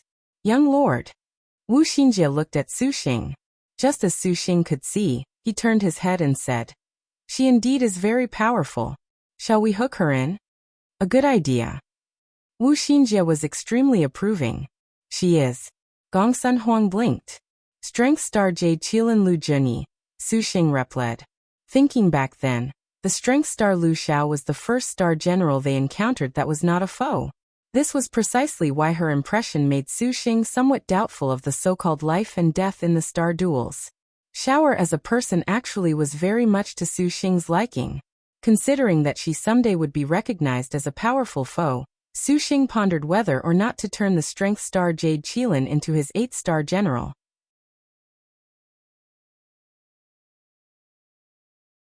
Hawk-rearing pagoda, a pan of 9 golden lotus tea. A picturesque woman currently leaned against the windowsill, appreciating the resplendent fireworks in the night sky outside. Around her were 2 more girls, one in white clothing and armor, seemingly like ice, completely without emotion, and the other wore crimson armor. She faced the fireworks, yawning without the slightest bit of interest at Buddha Kingdom. She played with her braids. Legend says that the very year Buddha cut his flesh to feed a hawk, he instantly became Buddha. People say this was a measureless achievement. I say it's silliness, just silliness. In silence, a woman descended from the sky, floating like a feather as she dropped down. The 2 women in white and red assumed battle stances at first. When they saw who approached, they then stowed their weapons. Strength star Lu Xiao, to say this sort of thing in the Buddha Kingdom. You are immensely blaspheming Buddha. Qingxi turned her head, smiling. If anyone feels Shower has blasphemed Buddha, then clearly his cultivation is too shallow. Have you not heard that someone spat on a statue of Buddha, and was unharmed? Shower leisurely poured herself a full cup of tea. Just you 2 little sisters? Shower sipped her tea. Jean Daijian says she will upgrade Qin Mingyue to a 4-star destined weapon. Wang Jingji has gone to browse the Feast of All Souls as well as to scout for information on that holy monk, and elder sister Li Longkue has gone together with her. Little Marquis of Wen Lu Fang replied. Qingxi, you would not actually have interest in that holy monk's bowl and whatever, right? Shower thought this was amusing. Qingxi wrinkled her brow, showing slight distress. Your servant has already met with the heavenly solitary star. Oh, how was it? Could it be she requires Shower's persuasion as well? Qingxi smiled bitterly. If this was so, that would have been convenient. The solitary star is definitely not participating in these star duels. To persuade her is already an absolute impossibility. What? Why would she not participate in the star duels? Shower was greatly surprised. Although the star duels was voluntary for the 108 sisters, regardless, scaling Maiden Mountain to understand their identities was but an extremely attractive thing. It was very difficult for a star general to remain aloof. That could be said of some of the sisters weak in martial force or magic energy, but how would anyone of star general first rate in martial force end their lives aloof, let alone mentioning solitary star flowery monk Lu Zhishan? In Shower's innate memories, Lu Zhishan was a rarely seen Buddhist cultivating star general. Possessing the 2 superb innate skills of meditative mind and monster strength. 2. The solitary star was certainly a frequent attendee of the past 7 stars assemblies.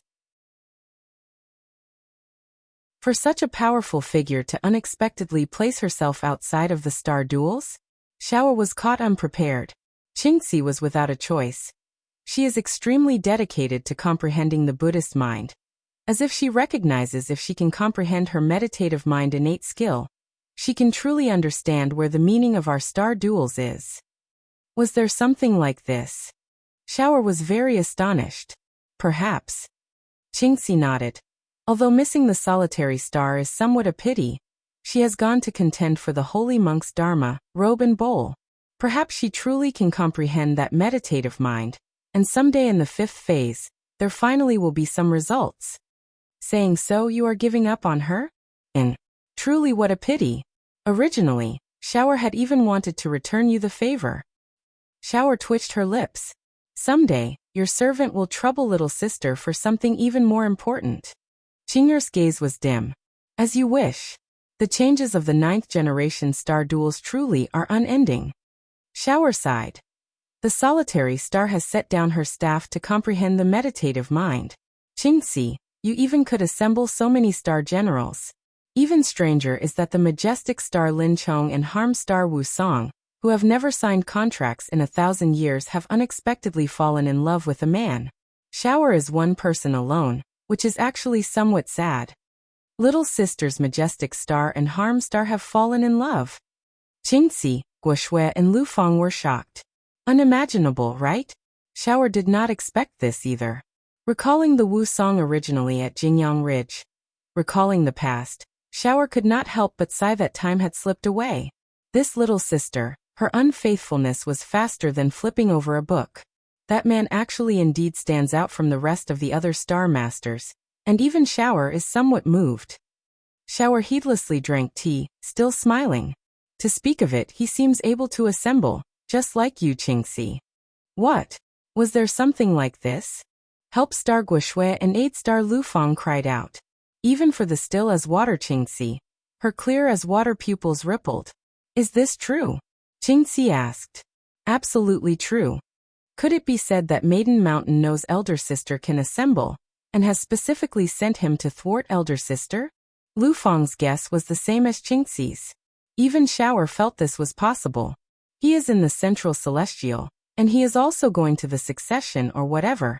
Qingxi, how about it? Do you wish to engage in a life and death star duel with him?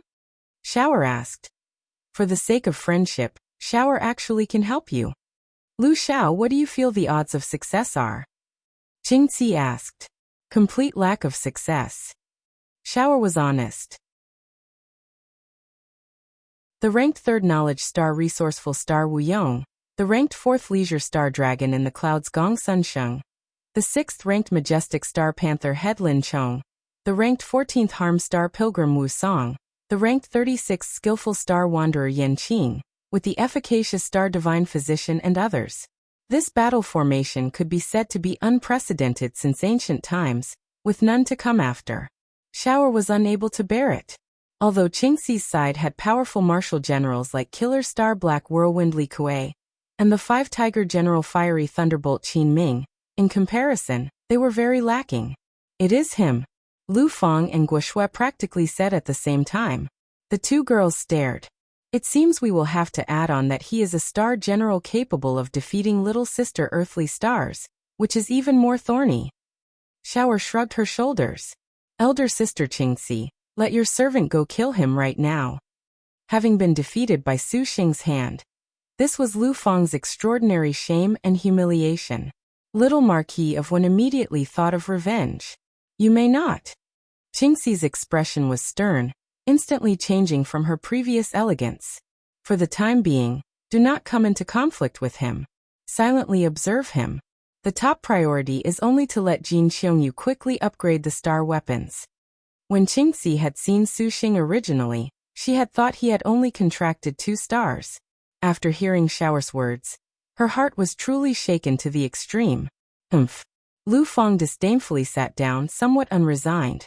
Let alone for that man to be so gentle, when he truly goes for the kill, he absolutely will not be lenient. Even if against a beauty like Qingxi, Shower sees he would not hold any protective feelings towards you. Truly too inconceivable. Could he truly be sent by Maiden Mountain? Qingxi wrinkled her brow. This problem was one that no one could solve. A moment later, Wang Jingji and Li Longkui returned to the pagoda. The Black Whirlwind's expression appeared very gloomy. From Shower, they realized she had lost to Faceless on the arena. Qingxi again cautioned them regarding Su Xing, and Wang Jingji and Li Longkui were dumbstruck after listening. But Li Longkui's originally demonic eyes were even more evil. It seemed she truly treated Su Xing as someone Maiden Mountain had assigned to face Qingxi. Wang Jingji at this moment mentioned information pertaining to the holy monk's disciple. Knowing that the Buddha Kingdom's 6 ancestors would personally go to the holy monk's successorship selection, Qingxi also thoughtfully had the idea to participate to help Lu Jishan obtain the holy monk's Chan technique. Sister Qingxi, Jingji feels that Su Xing this time will also go seek the holy monk's Chan technique. Perhaps he also has come to contract Lu Jishan. Were the previous Lin Chong Wu Song and her not on good terms? Wang Jingji's kidding made all of women shocked. If they carefully thought, each of Su Xing's star generals were lofty in one aspect. Even if he truly contracted Lu Jishan, which was not impossible at the current phase, to give rise to a new star master already was not too possible. Things like Qingxi's uprising actually were extremely convenient. No, impossible. The heavenly solitary star is dedicated to Buddhism's meditative mind, placing herself outside the star duels. Your servant has not seen wrongly. It is impossible for him to contract the heavenly solitary star. Qingxi was confident. Do not be too self-confident. When he originally cooperated with Wuxia, Shower thought it would have been merely a delusion. Shower sighed. These words made Qingxi speechless. Lin Yingmei and Wuxia had never signed contracts in 1,000 years. And now that the harm star had practically signed a contract, any way it was put, this heavenly solitary star was even more simple than these 2,000-year star generals. Qingxi suddenly did not know whether to laugh or cry. He will not be able to contract the heavenly solitary star. And if he actually does? If he actually can contract the heavenly solitary star, then your servant. Qingxi was tongue-tied. She raised her head to gaze at the starry skies, the gorgeous fireworks like shooting stars. As if suspended past the dazzling flames, there were 100 silent star general crimson stars. Exceedingly silent. Qingxi's eyes were tranquil, yet somewhat frustrated. Then your servant shall. A firework-shaped shala flower bloomed in the night sky, finally scattering to dust in the horizon, and falling to the ground, sprinkling down a motley Buddhist light. The first climax of the Feast of All Souls. Buddha's teachings shine gloriously. 3,000s of purple and red fireworks practically crammed the world as far as the eye could see. Meditative light was all over, the scent of metal bewitching. The river lanterns on the winding Ganges River linked into one, like countless stars leisurely flowing away. Each river lantern appeared exceptionally dazzling under the night's river. As far as the eye could see, there were lanterns of all colors, boundless. This was the Feast of All Souls, borderless abyss of suffering. In the empty space, someone was propagating Dharma, the Brahmanistic chants lingering, clean and refined. This voice as soft as the ninth firmament was slowly washing away the filth of the heart. There was the Feast of All Souls' last climax, Flower Sutra General Assembly. 5. Buddha's teachings shine gloriously, borderless abyss of suffering, and the Flower Sutra General Assembly were the three symbolic activities of the Feast of All Souls. Su Xing's group could not help but be startled at this scene. There was an abundance of a sort of urge to prostrate in worship. Just as they immersed the Feast of All Souls, a dark shadow suddenly came flying towards Su Xing's vicinity at high speed from the sky. This speed was extremely fast, instantly reaching above Su Xing. Everyone reacted, staring at this newcomer. This person wore a large red kasaya, simple without losing elegance. He wore a golden rosary, the shape of the jewels exceptionally pretty, but his brow had an abnormal charm. What made Su Xing surprised was that this unimaginably handsome man was suspended in the air. His cultivation clearly was supervoid stage. Senior Monk Extreme Happiness of the Happiness Chan. A name immediately hopped into Su Xing's ocean of consciousness. Senior Monk Extreme Happiness swept his eyes over Lin Yingmei and the other girls. The evil light in his eyes extremely ardent, fleeting, before he again recovered that dignified appearance. If they were ordinary women, perhaps they would already have been bewitched into captivation by Senior Monk Extreme Happiness. But Lin Yingmei, Wuxia and the other girls were superb star generals that naturally disdained the presence Senior Monk Extreme Happiness naturally carried himself with. A moment later, several more monks of the Happiness Together courtyard flew over on staffs and alms bowls. Senior Monk, that is him. Senior Monk Extreme Happiness nodded. He slightly smiled, a smile that could bewitch all living things. Benefactor has good fortune. Poor monk wishes to receive benefactor as a disciple. Is benefactor willing?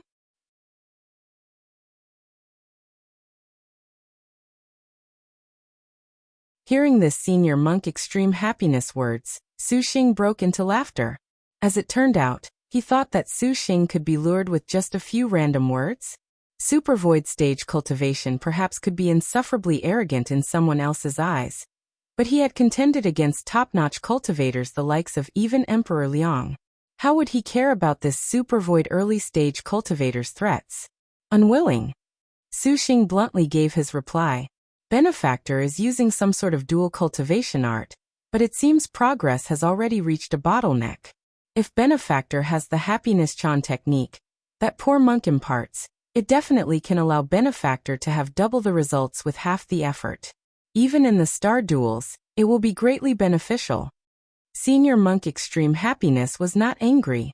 Seeing him floating in the air, his steps delicate, a gold and red Buddhist aura rushing, he wished to create an intimidating air to overawe Su Xing. But how could Senior Monk Extreme Happiness know that Su Xing was considered Liangshan continent's #1 abnormal cultivator? Although his cultivation was only galaxy late stage, the magic weapons and powers he possessed had nevertheless killed supercluster ancestral masters into endless complaint. No interest at all. Su Xing still maintained these 4 words. Your servant is a party member, an atheist, sorry. Party member, what was that? Senior Monk Extreme Happiness was puzzled. Seeing that Su Xing was somewhat stubborn, Senior Monk Extreme Happiness' expression began to sour. His imposing aura flourished, and the world seemed to freeze. The star energy of super void stage cultivators already reached a stage where the whole body star energy became a void, containing heaven and earth, a realm that used heaven and earth. This realm absolutely was just not a difference in realms compared to supercluster stage. It was completely the difference between night and day. Suddenly facing a supercluster cultivator's pressure, like 10 giant mountains pressing against Su Xing's shoulders, the heaviness wanted to make him yield. Su Xing's expression was sharp, his whole body taut, unwilling to concede. At this moment, killing intent came from everywhere. Lin Yingmei and the others had already showed their killing intent. Senior Monk Extreme Happiness wrinkled his brow and retracted his pressure. He actually did not fear the imposing air of Lin Yingmei and the rest. Although he knew that they were star generals, he did not place them in his eyes. But now with Senior Monk Four Noble Truths selecting a successor for his robe and bowl, Senior Monk Extreme Happiness did not wish to give rise to side issues. It seems Senior Monk and Benefactor do not have a connection. Senior Monk Extreme Happiness clapped his hands together. This monk truly was fucking handsome, his smile more bewitching than a woman's, which made Su Xing for the first time feel that the person's inherent handsomeness had reached an extreme that made him feel it was disgusting. Since Benefactor does not wish to accept poor monk's compassion, poor monk also wished to seek Benefactor out to invoke good karma dash. What karma is there? Su Xing countered. Senior Monk hears that Benefactor has the Phoenix Saliva perfume. This Phoenix Saliva perfume originally was an item sent from the western regions to the Happiness Together courtyard. Unexpected changes arose along the way, and it has been taken by Benefactor. The Phoenix Saliva perfume originally was an item for the Happiness Chan. Poor monk asks Benefactor to complete it, and the Happiness Together courtyard will endlessly give thanks. Poor monk can impart the Happiness Chan Sutra as a means of thanks. Senior Monk Extreme Happiness wore a slight smile. Rather than say he wanted to invoke good karma, it would be better to say that he wanted to make Su Xing give in. Su Xing knew this was Senior Monk Extreme Happiness' true objective. The so-called disciple talk just now was merely an ulterior motive. Hearing that he wanted to impart the Happiness Chan, Su Xing actually was somewhat interested. As his counterpart said, his previous dual cultivation indeed had entered a bottleneck, with progress already scant. However, this Happiness Chan of the Happiness Together courtyard was crooked, and Su Xing immediately dismissed this idea. Your servant certainly has never given up to destiny. Su Xing declined, neither pushy nor humble. Senior Monk Extreme Happiness' smile suddenly stiffened into being somewhat unsightly. In his view, he was but one of the Buddha Kingdom's 6 ancestors, a senior monk, receiving the respect of all people. To be able to make him personally show his face already was a great honor. He should have been bowing. This man unexpectedly dared to refuse him. Endlessly gloomy, the disciple beside him approached and whispered. Senior Monk Extreme Happiness coldly said. Benefactor must think clearly then reply. Poor monk certainly remembers the honey ripple temple of the Shala tree. Your servant has offended you. Su Xing did not fake his expression. Your servant has offended you. Senior Monk Extreme Happiness suddenly sneered and repeated Su Xing's words. Following that, 5 lotus petals of gold and red bubbled forth in the void. An odd scent wafting and covering hundreds of meters of sky. The multicolored lotus petals released light, as if coming from a painting, sketching the outlines of Su Xing's beauties. Su Xing surreptitiously gathered Purple Cloud True Star, preparing to take action. Suddenly, green light flashed, and like a slicing blade, it directly broke apart the gold and red lotus light. Gongsun Huang pointed and released several star magics. Suddenly, a dragon roar violently rolled forth, directly pressuring the approaching scarlet and gold lotus flowered. The expression of Senior Monk Extreme Happiness changed. A chilly killing intent came from the side.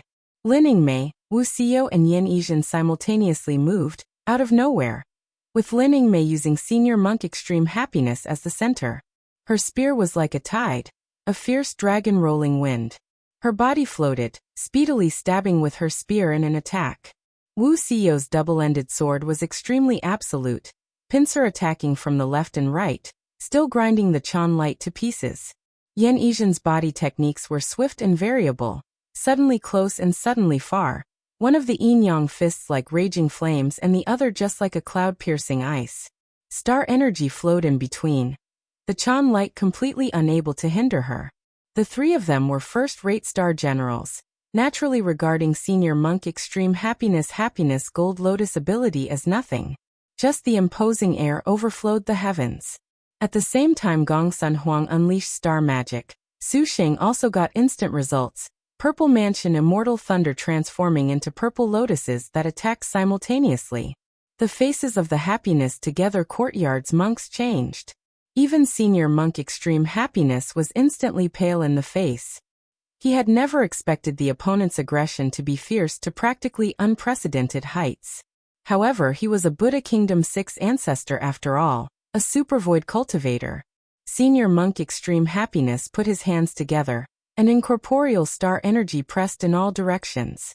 That large red Kasaya suddenly billowed, transforming into a barrier that wrapped around himself. Their attacks were completely accepted. The fireworks boomed in the sky. Go! Senior Monk Extreme Happiness pointed. The golden prayer beads exploded, scattering in all directions to attack. Each of these Buddhist beads was concentrated with the hollow supervoid star energy, striking the star weapons with a series of bangs. Even Lin Yingmei's 3-star destined weapon was at a disadvantage. Lin Yingmei's spear rolled, the spear tip releasing ice and snow, shooting over with a whoosh. Senior Monk Extreme Happiness Buddhist aura seemed to freeze. He waved a palm, directly slamming into Lin Yingmei's spear. Senior Monk Extreme Happiness again waved several palms in succession. The powerful supervoid stage cultivation was comparable to the Star General's extreme realm. His reactions were exceedingly quick, the Buddhist palms simultaneously contending against the three's attacks. But on the other hand, Su Xing's Purple Mansion Immortal Thunder Lotus Flower had already floated down. The lotus flowers bloomed, and purple cloud exploded, giving rise to an enormous might. It was more brilliant than those fireworks. Senior Monk Extreme Happiness fully used his powers. A Buddhist aura protected his body, and he operated the Happiness Chan light to entangle Lin Yingmei and the others. However, Star General's close quarters assault was Liangshan Continent's famous terror. Senior Monk Extreme Happiness gradually felt pressured, his strength not as powerful as he had hoped. Let alone Su Xing's side had several girls that still remained motionless. Senior Monk Extreme Happiness showed a pale expression for the first time. Suddenly, the Buddhist aura completely faded. The Kasaya opened, and Senior Monk Extreme Happiness already appeared high in the sky. His expression was no longer calm as it was a moment ago. His expression was full of a deep fear. It seems benefactor indeed does not have a connection with poor monk. Senior Monk Extreme Happiness did not wish to provoke an incident, leading his disciple away and escaping swiftly. Su Xing did not feel like pursuing. What a pity, not to be able to seize the opportunity to take his 3 existence mark. Wu Xinjie did not forget this matter, and she uttered her regret. Forget it. Su Xing did not hope he could take an advantage over one of Liangshan Continent's peak cultivators. Repelling him already was considered pretty good. Is this monk's happiness Chan art of use to you, Su Xing? Do you want this young lady to help you steal it? Shi Yuan giggled. Lin Yingmei's face turned red, and she sternly said, "There is no need to set your heart on this." Su Xing nodded, precisely. The happiness Chan doesn't appear to be any good of a dharma. Looking at the surroundings, the climax of the Feast of All Souls had already reached its conclusion. These Feast of All Souls festivities are just about finished. Let's go back first and prepare for Buddha West approaches thing. All right. The next day, Su Xing opened his eyes from a deep sleep. The view that greeted him was Lin Yingmei laying beside him, her delicate body completely naked, sparkling and beautiful, like those perfect pieces of beautiful jade, made by heaven itself. The majestic star's sleeping posture was very beautiful, her long eyelashes trembling in the morning breeze. A strand of hair lay across her supple and glossy lips, making Su Xing unable to help but recall the first sucking of these extremely beautiful lips. 2. Who would have thought that the majestic star Lin Yingmei flourishing with heroism could be gentle in this aspect? Young lord, you are so biased. Wu Xinjie whispered into his ear, her gentle body sticking to Su Xing's. Blood filled his young fire, and Su Xing smiled at her. As it so happened, Lin Yingmei half opened her eyes. Spotting the pair currently staring, her complexion immediately blushed. She pulled the bedsheets up, a powerless cute appearance, which made Su Xing's member greatly move. He wished he could do each of them one by one first thing in the morning, however, considering that last night was a bit too fierce. Add on that Wuxia and the others were present, Su Xing had to bear with the appearance of a lord of evil. Want to find a new dual cultivation art? Su Xing said. Although he did not favor senior monk extreme happiness, what he said was actually very correct. Their dual cultivation had entered a bottleneck, and always was somewhat lacking. Your servant has no need, Lin Yingmei earnestly said. And the morning radiance was charming, lighting up the Buddha kingdom. The surrounding polo trees shook in the wind. Su Xing walked outside the room and drew in a deep breath. The place they currently lived was a famous temple and guest house of the Central Celestial, large enough to be a courtyard. At this moment, the people outside clearly had grown in number. Su Xing knew this ought to be completely due to Senior Monk Four Noble Truths' disciple successorship. This today was certainly a matter more magnificent than the Feast of All Souls. Wuxia at this time walked out from the neighboring room. Seeing Su Xing, her expression was not at all natural. Lin Yingmei and Wu Xinjie also walked out. Their gazes met, and then they were somewhat awkward. Although she knew that Su Xing was having sex every day for some time now, every time she faced her sisters, she was not too accustomed to this. Ai, elder sister Suan, can't you concoct something like that yin-yang lovemaking powder? Sure Yuan envied from nearby, and Suan was stunned by the thief star's audacious request. Elder sister Xinjie and elder sister Yingmei hog Su Xing so much, were certain to fall behind. Sure Yuan was very direct, and Suan perspired. She looked at the others and saw that Yin Yizhen was apathetic, Gong Sun Huang blinked innocently, and that Tang Lianxin was expressionless and even more silent than could be said. Faced with Sure Yuan's question, she mumbled a few words. Finally, that robe and bowl succession is beginning. Sure Yuan walked over and said, if only it could be of some help to master. Yin Yizhen calmly said, do you wish to have this one help open the meditative mind lotus flower? Just at this moment, a cold voice came over. Lifting their heads, they spotted that a mighty woman had appeared in the sky. Chao Gai coldly smiled.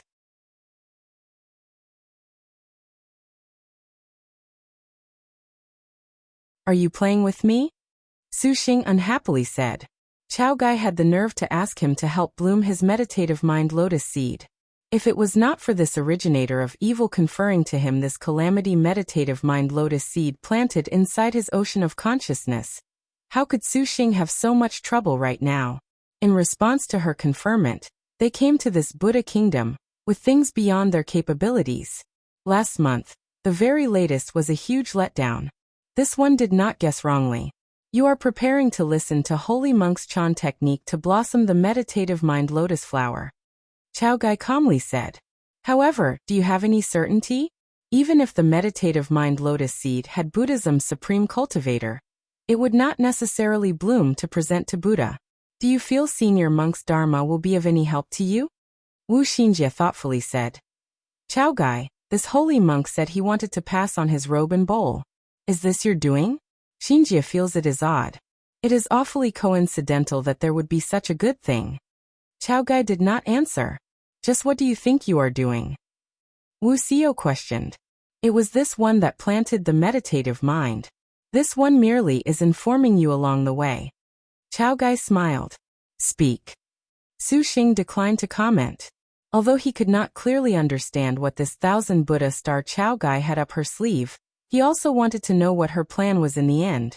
If she actually could bloom the meditative mind lotus sea, that would be even better. Su Xing indeed was given an extremely vexing headache by this Buddhist holy object. Buddha West Approaches has a Buddhist secret treasure, 5 dragons colored glass lamp. This lamp is capable of releasing endless amounts of light. So long as you sit in meditation under the lamp, thou can then make the meditative mind lotus seed blossom. Gai answered. What? There was surprisingly something like this? Su Xing and the girls looked at each other in dismay. They came to the Buddha kingdom and gathered lots of information, but they nevertheless had never known about the matter of the 5 dragons colored glass lamp, let alone that he could bloom the seed under lamp. Are you for real? Su Xing was very doubtful that Gai would deliberately say this, but thinking about it, this pagoda-shifting heavenly king did not necessarily want to deceive him, correct? The 5 dragons colored glass lamp has been refined at a 7-floor pagoda. The Dharma without bounds can fill all of the world, and only those of the Buddha kingdom's 6 ancestors and the like are capable of understanding it. The information you gathered is merely superficial. How could you have known? Gai smiled. What do you think you're doing informing us of these? Su Xing vigilantly asked. Gai's manner was very played down. It was this one that sowed the seed. What harm is there in informing you? If you want me to thank you, then don't dream of it. Su Xing twitched his lips, unconvinced. Gai showed a profound smile. That smile seemed to say that the person that should be thankful should be him. Since this one has informed you, naturally there will be another purpose. Under the 5 dragons' light, this one will certainly confer unto you the 3rd calamity. You will accept it? Fuck. Su Xing's profanity had hardly been uttered when the words were rammed back down his throat by an invisible gravity. Rather than say it was Gai's kindly proposal, it would be better to say it was her tyranny. Gai, do not be unbridled. Hearing that Gai unexpectedly was prepared to conveniently confer Su Xing with the 3rd calamity, the beauties all reacted. The 2nd calamity already made them scared witless for so long. Before the 2nd calamity had even ended, now came a 3rd calamity. This simply was somewhat too overbearing. Freezing frost of 9 provinces. Lin Yingmei straddled the snow-walking frost-eye beast, her spear's chilliness penetrating. A portion of the courtyard froze over. With the snow-walking frost-eye beast, the Arctic star serpent spear's killing intent attacked Gai like a frozen river. Blood-splashing married couple. 2 Wuxia's dark rank technique was used without any hesitation. Wherever the noble frost demonic lotus passed, bloody lotus flowers successively bloom. The double-ended sword chi wound about like a duck's neck, sealing shut Gai's movements. Swallow flash samsara, Yin Yizhen shouted. Su Xing's 3 martial generals instantly acted. But all of their attacks merely died out in an instant. Their execution was sudden, but their termination was even more abrupt. The heaven-earth dark yellow 1000 pagoda appeared, its Buddhist aura everywhere. The legs of Lin Yingmei, Wuxia, and Yin Yizhen looked as if they were stuck in mud, hardly able to move an inch. Invisible shackles made their hands and feet unable to move in the slightest. Not good. Su Xing inwardly shouted, his body also similarly having sunk into a paralyzed state. He was unable to use any of his strength, and he could only watch Gai approach him. You truly are impetuous little sisters. 1000 Buddha star Gai indifferently said. Gai's each and every step was delicate. In the blink of an eye, she was in front of Su Xing. If it wasn't for me being unable to defeat you, I absolutely would spank your butt a lesson. Su Xing gnashed his teeth while at the same time squeezing out some words from under Gai's powerful pressure. Gai. For a moment, she uttered no words. The 1000 star faintly smiled. You truly do love to flaunt that tongue. Teach this one a lesson. This one will naturally wait respectfully for you at Maiden Mountain. I will pay you a visit. Thou need not thank this one. Gai shook her head. Su Xing's eyes truly wished to turn her to scattered bone and ash. Paying no attention to this, Gai's finger poked Su Xing's forehead. 3. Immediately, an indescribable electric current erupted in his brain, painting Su Xing into a grimace. The Diamond Sutra says, all things contrived are like dreams, illusions, bubbles, shadows, like dewdrops, like lightning, and they should be regarded as such. Gai chanted. When she finished, time resumed its flow. Gai. Wuxia and Lin Mei were enraged. Gai turned around. Like illusion, like shadow, she passed by their attacks. This third calamity is named dream, illusion, bubble, shadow. 5. If thou should be able to use the 5 dragons colored glass lamp, at that time, you will know the severity. Thou must properly look after thyself. This one shall wait and see.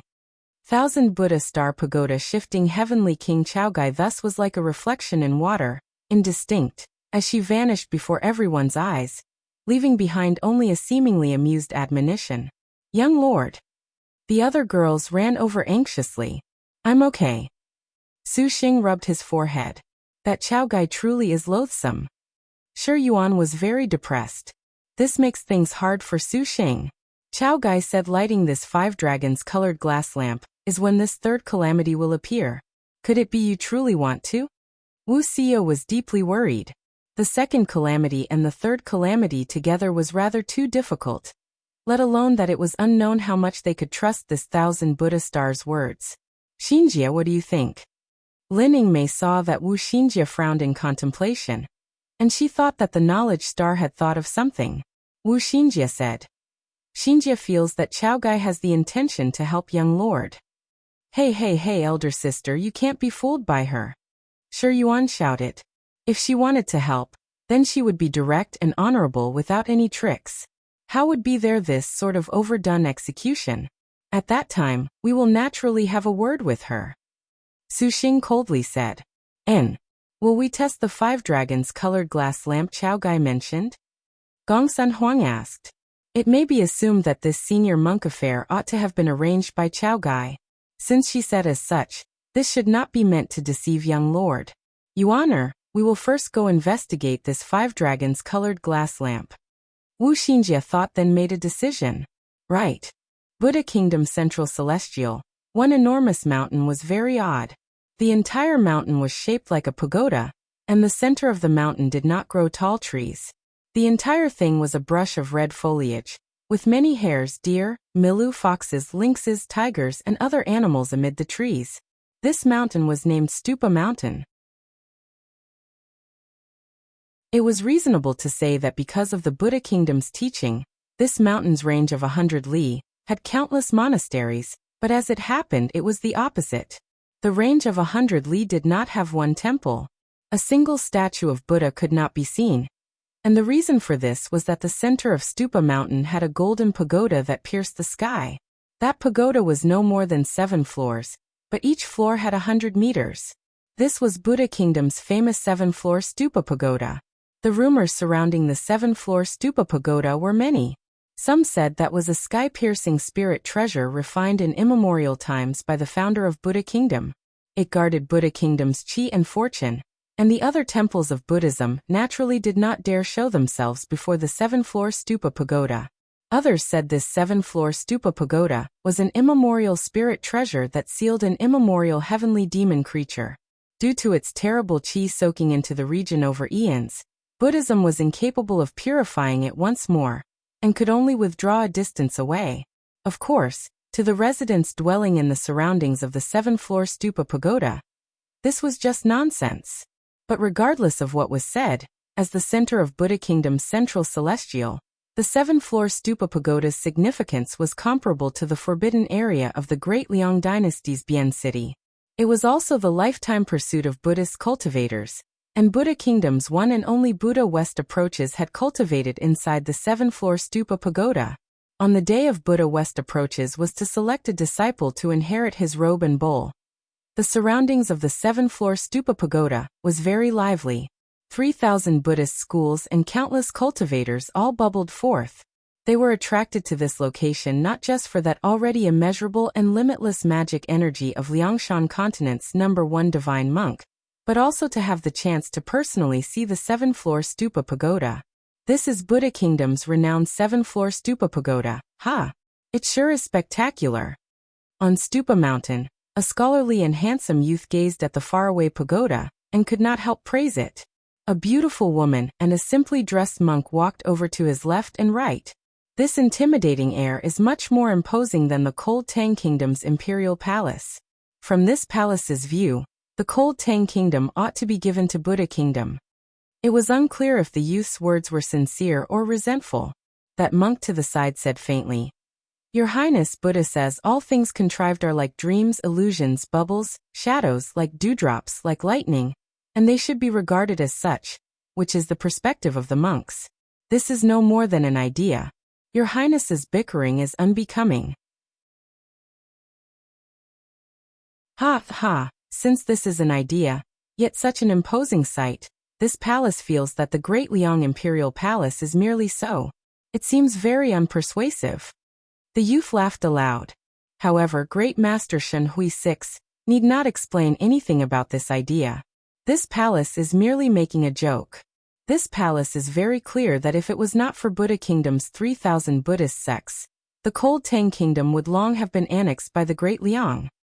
The youth that so succinctly made this Great Master Shen Hui somewhat embarrassed was just anyone. He was the prince of the Cold Tang Kingdom, His Highness Xie Chang'an. The beautiful girl beside him curled her lips in a smile. She nevertheless did not like this 7-floor stupa pagoda at all. Never expected for Buddha West approaches to actually prepare to pass on his robe and alms bowl, to accept a disciple for seclusion. No wonder teachers of the state would all come. Xie Chang'an exclaimed, "Your Highness has the mind to turn to Buddhism for Buddha West approaches?" Currently, the star duels already are at the 4th phase. This palace does not have any time, however, previous tests were not bad. This palace is very expectant to what degree he can reach in amid so many people. Schwanger, what do you say? Xie Chang'an said. As you wish.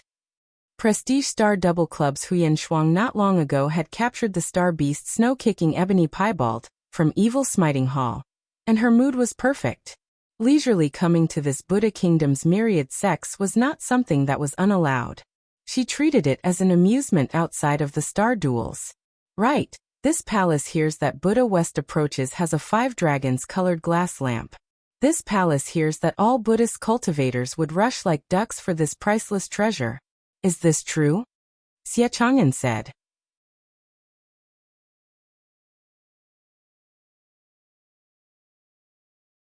Precisely. Great Master Shen Hui nodded. The 5 dragons colored glass lamp is one of Buddhism's secret treasures. Poor monk hears that Buddha West approaches refined it when he saw at a bottleneck entering supervoid late stage, the convergence of myriad dharma and meditative methods. By obtaining this treasure, reportedly, it can allow any Buddhist cultivator to achieve instant success. It is that good. Xie Chang'an said in shock. Is your Highness not currently complaining about slow progress cultivating that 8 divisions Heavenly Dragon Ghosts and God's Sutra?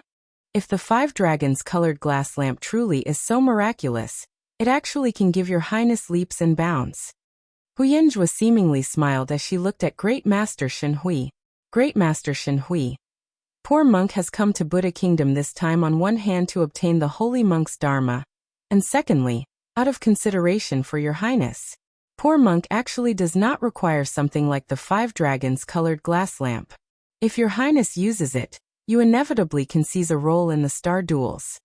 With Great Master Shen Hui's cultivation, he naturally felt something like the 5 dragons colored glass lamp was beneath him. Xie Chang'an showed a moved expression. Changing his prior frivolity, he cupped his fist. Then Chang'an shall first thank Great Master. Ha, your Highness need not be so propitious. Against these myriad Buddhist sects, your Highness must be worried. Great Master Shen Hui laughed. And, with your servant double clubs present, there is no need to inconvenience Great Master with this distraction. Huyenjua firmly said. And, let us go take a look. Magnificent. It truly was too magnificent. Su Xing gazed up at that pagoda too high to reach, with a sort of feeling of insignificance.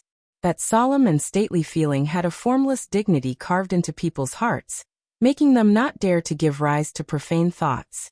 This 7-floor stupa pagoda is this spectacular. And how does that Maiden Mountain compare? I actually very much look forward to it. Su Xing chuckled. Maiden Mountain was the heaven-raising pillar. Reportedly, wherever you were in Liangshan continent, you could see Maiden Mountain just by raising your head.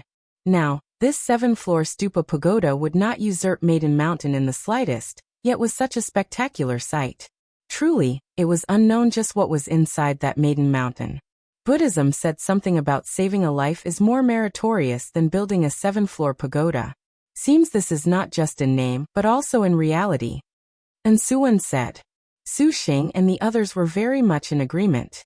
Hesitating a moment around the 7-floor stupa pagoda, Su Xing's Taoist practice would probably be somewhat of an eyesore. When he approached those Buddhists, the monks were not very vigilant of his presence. They were somewhat displeased, or lukewarmly wanting to pass on their teachings, which made Su Xing not know whether to laugh or cry. Seeing as they could not gather any useful information, Su Xing sought out a place that did not attract people's attention. Up next was the knowledge star's turn to shine. Wu Xinjie took out the heaven-concealing star feather fan. The feathers moved, activating wind from empty cave, bringing everything in the surrounding environment into her ears. The conversations of millions of people entered her ear. However, under Wu Xinjie's thoughts, only a few useful pieces of information was left in her mind. On the hill to the south, there were monks quarreling. At the north, there were a Buddhist monk and a Buddhist nun meditating and chanting. To the east, countless azure dragon cultivators that had come to see the spectacle whispered and joked about something. In the west, the Buddha kingdom's 6 ancestors were there. Wu Xinjie shut her eyes, her brows wrinkling tightly. Suddenly, she opened her eyes. The feather fan shook, interrupting wind from empty cave. Xinjie, what's the matter? Su Xing helped Wu Xinjie wipe her forehead of cold sweat, surprised. So powerful. Wu Xinjie gasped for breath. Elder sister, what did you hear? Lining Mei was taken aback. Xinjie's wind from empty cave, which is incorporeal and natureless, was unexpectedly detected by those old monks. Wu Xinjie squeezed out a smile. Worthy of being called characters the level of Buddha Kingdom's 6 ancestors. They are supercluster stage after all, Liangshan continent's most supreme cultivation. Don't be careless. Su Xing said in concern. And Xinjie understands. Not long after, Shi Yuan returned and exchanged information with Wu Xinjie. As expected, what Chao Gai said was true. The millions of Buddhists had come to 7-floor stupa pagoda for the Chan technique. Besides them, even Buddha Kingdom's 6 ancestors and others had appeared. Other than for the Buddha's Dharma and the successorship, apparently that 5 dragons colored glass lamp was the object these ancestral masters would definitely strive for. Reportedly, this 5 dragons colored glass lamp indeed was of great benefit for cultivators of Buddhist cultivation methods. Among the immemorial spirit treasures was a purple smoke confusing sky lantern that could also advance cultivation. Furthermore, the 5 dragons colored glass lamp also was the same. However, what was different from what Chao Gai said was that this 5 dragons colored glass lamp was not something the Buddha personally refined. Originally, this 5 dragons colored glass lamp was a ruined item, but because of Holy Monk Four Noble Truth's magic energy that created measureless achievements, it transformed into a secret treasure. It was even rumored this 5 dragons colored glass lamp even concealed a sort of Buddhist immemorial cultivation method, and such. In brief, it was purported to be very divine. Originally, this 5 dragons colored glass lamp always was the pagoda guarding lamp of the 7-floor stupa pagoda. No matter how magical it was, not a single one of the Buddhists dared to protest. It was just that hearing about the holy monk's selection for a disciple to inherit his robe and alms bowl, that he would bring out the 5 dragons colored glass lamp was what actually startled the Buddha Kingdom's 6 ancestors. Hearing this information, everyone was somewhat excited. If this is the case, Suwen recalls Jiang Shueishue's original verse is related to this. And Suwen suddenly said, pluck out Bodhi to suppress far west, 9-tiered lotus leaf platform calls for shacking. The 5 dragons colored glass releases light. The mundane immeasurably comprehends Buddha's mind. 2. This 5 dragons colored glass released light perhaps referred to the 5 dragons colored glass lamp. Everyone thought, nodding in agreement. Su Xing's meditative mind lotus flower having the general appearance of blooming generally made Su Xing's beauties greatly eased. However, Shi Yuan's next information made their hearts tighten. Buddha's selection of a disciple seems to be very troublesome. Shi Yuan looked miserable. Meaning, it seems you have to enter the 7th-floor stupa pagoda. Shi Yuan explained. Because so many people came, this young lady heard the first choice must have Buddhism's growth capacity. Probably, if you aren't a Buddhist disciple, you cannot go. Many of the Azure Dragon territory cultivators are very dissatisfied. Shi Yuan said. Su Xing was speechless. Although this could be said to be reasonable, he could not actually go be some monk just for the meditative mind lotus flower, right? I'm going to beat Qiaogai to death. Su Xing could not do this. There is no need to worry. Since Qiaogai has dared to leak this information, she proves there will be no restrictions. Wu Xinjie surmised. But with so many people, how will he choose? Shi Yuan could not guess. Buddhism's capacity for growth refers to wisdom. Lord Husband has been planted with the meditative mind lotus seed with Qiaogai. He should count as having wisdom, so there ought not to be a problem. Wuxia slowly said. The Harm Star's words made everyone suddenly understand. Then we cannot go together with His Highness? Gongsun Huang shook her tiny head. Among the people present, only Wuxia counted as having final wisdom. The other star maidens were somewhat skeptical of Buddhism, and to think of another way right now was already too late. Could it be they were to let Su Xing and Wuxia go together? You all can just enter my star nest. Su Xing smiled. A sudden epiphany. Then what about Sister Xinjie and Sister Ingmei? And Suan quietly asked. Wu Xinjie and Lin Ingmei were stared at by the other sisters. For a time, there was extreme blushing and shame. Because they had lost their primordial yin, their star nests with Su Xing also naturally disappeared. As such, Wu Xinjie and Lin Ingmei had no way to enter Su Xing's star nest anymore.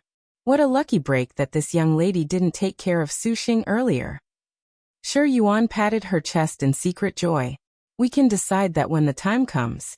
If we really cannot, then Ingmei and I can only await young lord outside. Wu Xinjie was without a choice. Lin Ingmei was even more silent. Seeing as how more and more people were coming, other than Wu Xinjie and Lin Ingmei, the other beauties immediately entered Su Xing's star nest. Only then did Su Xing and the 3 girls together follow the others towards the 7th-floor stupa pagoda. The deeper they penetrated into the 7th-floor stupa pagoda, the more sparse the Taoist cultivators were, and the more numerous the Buddhist disciples. Seeing every kind of kasaya, Chan robe and yellow brows made Su Xing's eyes dazzled. Some of those bald heads honestly were even brighter than light bulbs. These were all Buddha Kingdom sects, very disdainful of Azure Dragon territory cultivators, a feeling like that of a lamb entering into a wolf pack. However, with regards to other people, Su Xing and the 3 girls slowly walked in, their airs of dominance reserved yet exposed, ignoring everywhere, as if they were walking an uninhabited area. The Buddha Kingdom's majority of monks all cultivated their Chan techniques silently. There was no way they would be as restless as someone like a cultivator from the Azure Dragon territory.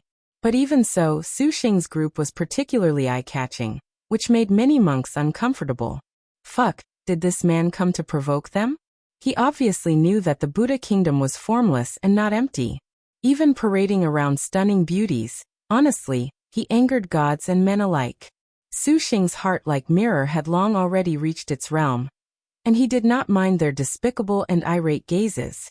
Su Xing looked around and suddenly noticed a place where a large number of beautiful women were gathered. Staying around beauties was always better than being with this heap of monks, and Su Xing did not hesitate to walk over. Those women wore silk-long gowns. Although they had the adornments of Buddhist nuns, in fact, their long hair were like waterfalls. Their physiques were wonderful and beautiful, somewhat incongruous with Buddhists, and it was unknown which temple they were from. These women watched Su Xing, each and every one of them alluring.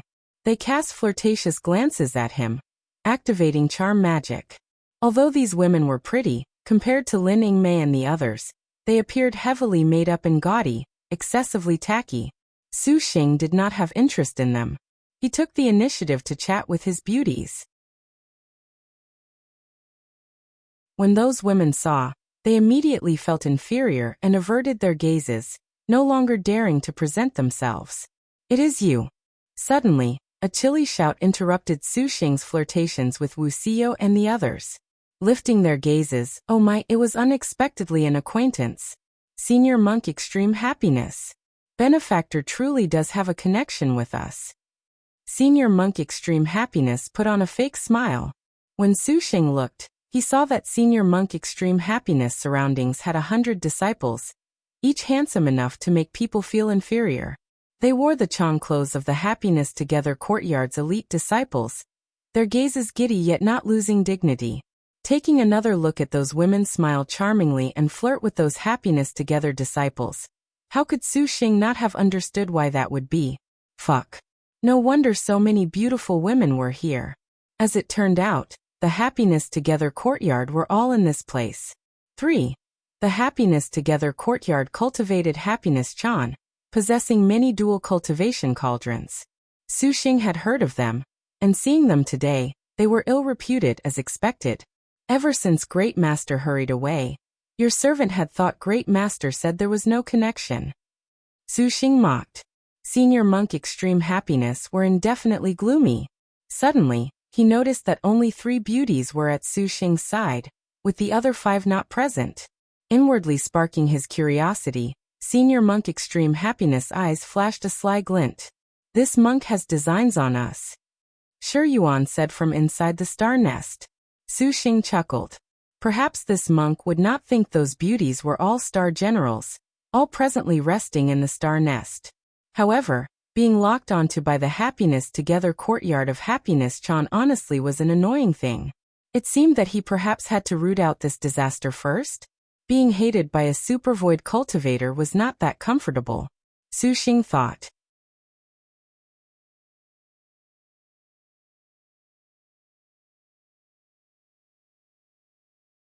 Senior Monk Extreme Happiness saw Su Xing was contemplative and thought that Su Xing was considering the matter of offending him earlier. He could not help but become somewhat complacent. Benefactor has now changed his ideas. The Happiness Together Courtyard welcomes you at any time. Oh, I shall consider it. Su Xing shrugged his shoulders. The surrounding monks were immediately startled, staring somewhat incredulously at Su Xing. This man surprisingly declined the compassion of one of Buddha Kingdom's 6 ancestors. Although the Happiness Together Courtyard did not necessarily have a good reputation in the Buddha Kingdom, they possessed one of the 6 ancestors.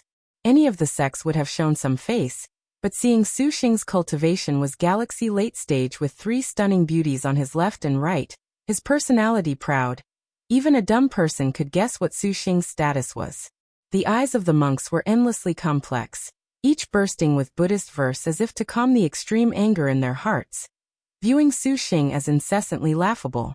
Senior Monk looked at Su Xing with eyes full of hatred. He did not say anything, his expression still polite and amiable. Senior Monk Extreme Happiness, who is that benefactor that brought beauties with him?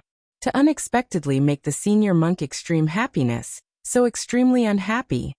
A coarse voice burst into raucous laughter that rang in the ears, somewhat inharmonious with those quiet Buddhists. Senior Monk Extreme Happiness' stern and grave face immediately was like the first melt of winter snow upon hearing this voice, warmly smiling. Buddha era, the Senior Monk lets you see a smile.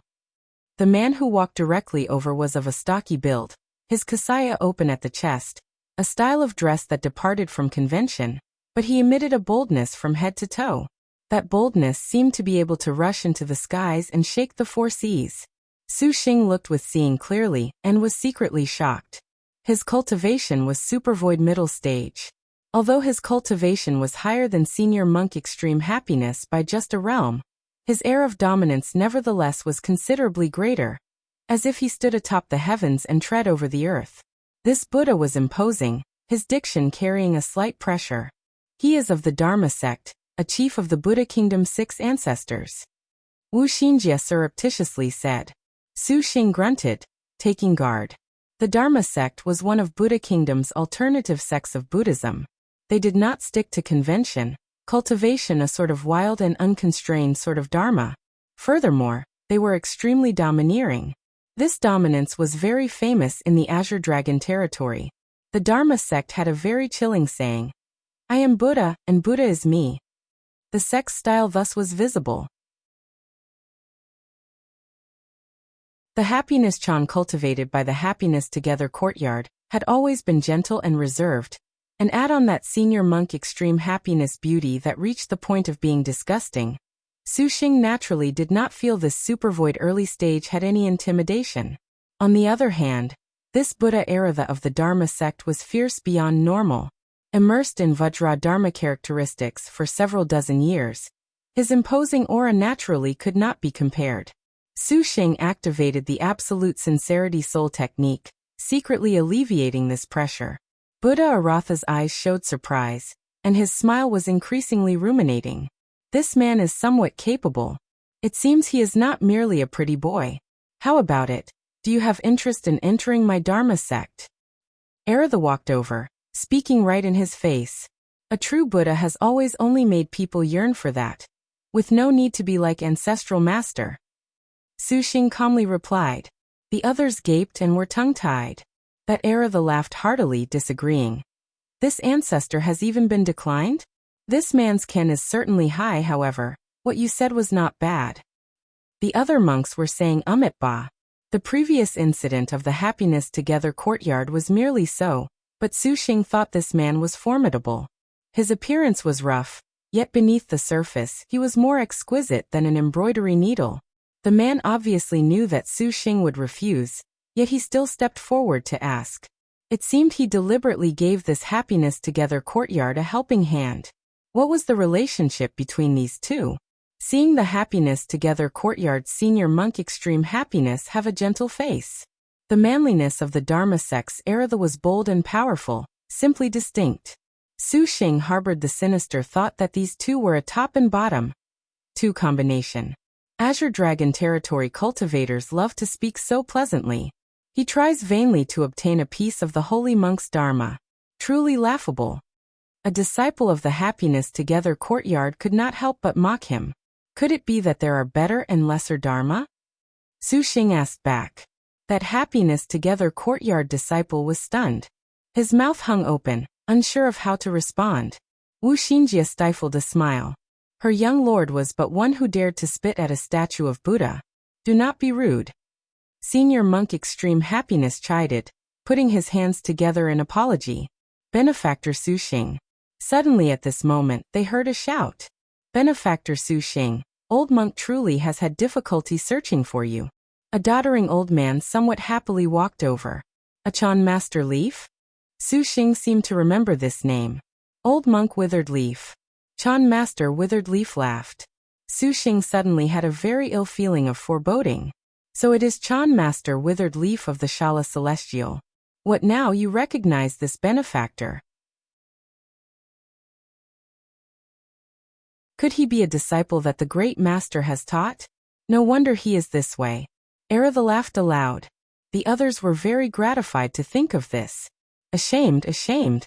Old monk received benefactor's instruction. Old monk is so ashamed of his own inferiority. Chan Master Withered Leaf promptly said. Ha! Each and every one of the monks were dumb as wooden chickens. Chan Master Withered Leaf must be joking. Senior monk Extreme Happiness sneered. Benefactor certainly has comprehended the true essence of Buddha's truth body. This was personally witnessed by millions of the Shala Celestial's disciples. Old monk is ashamed.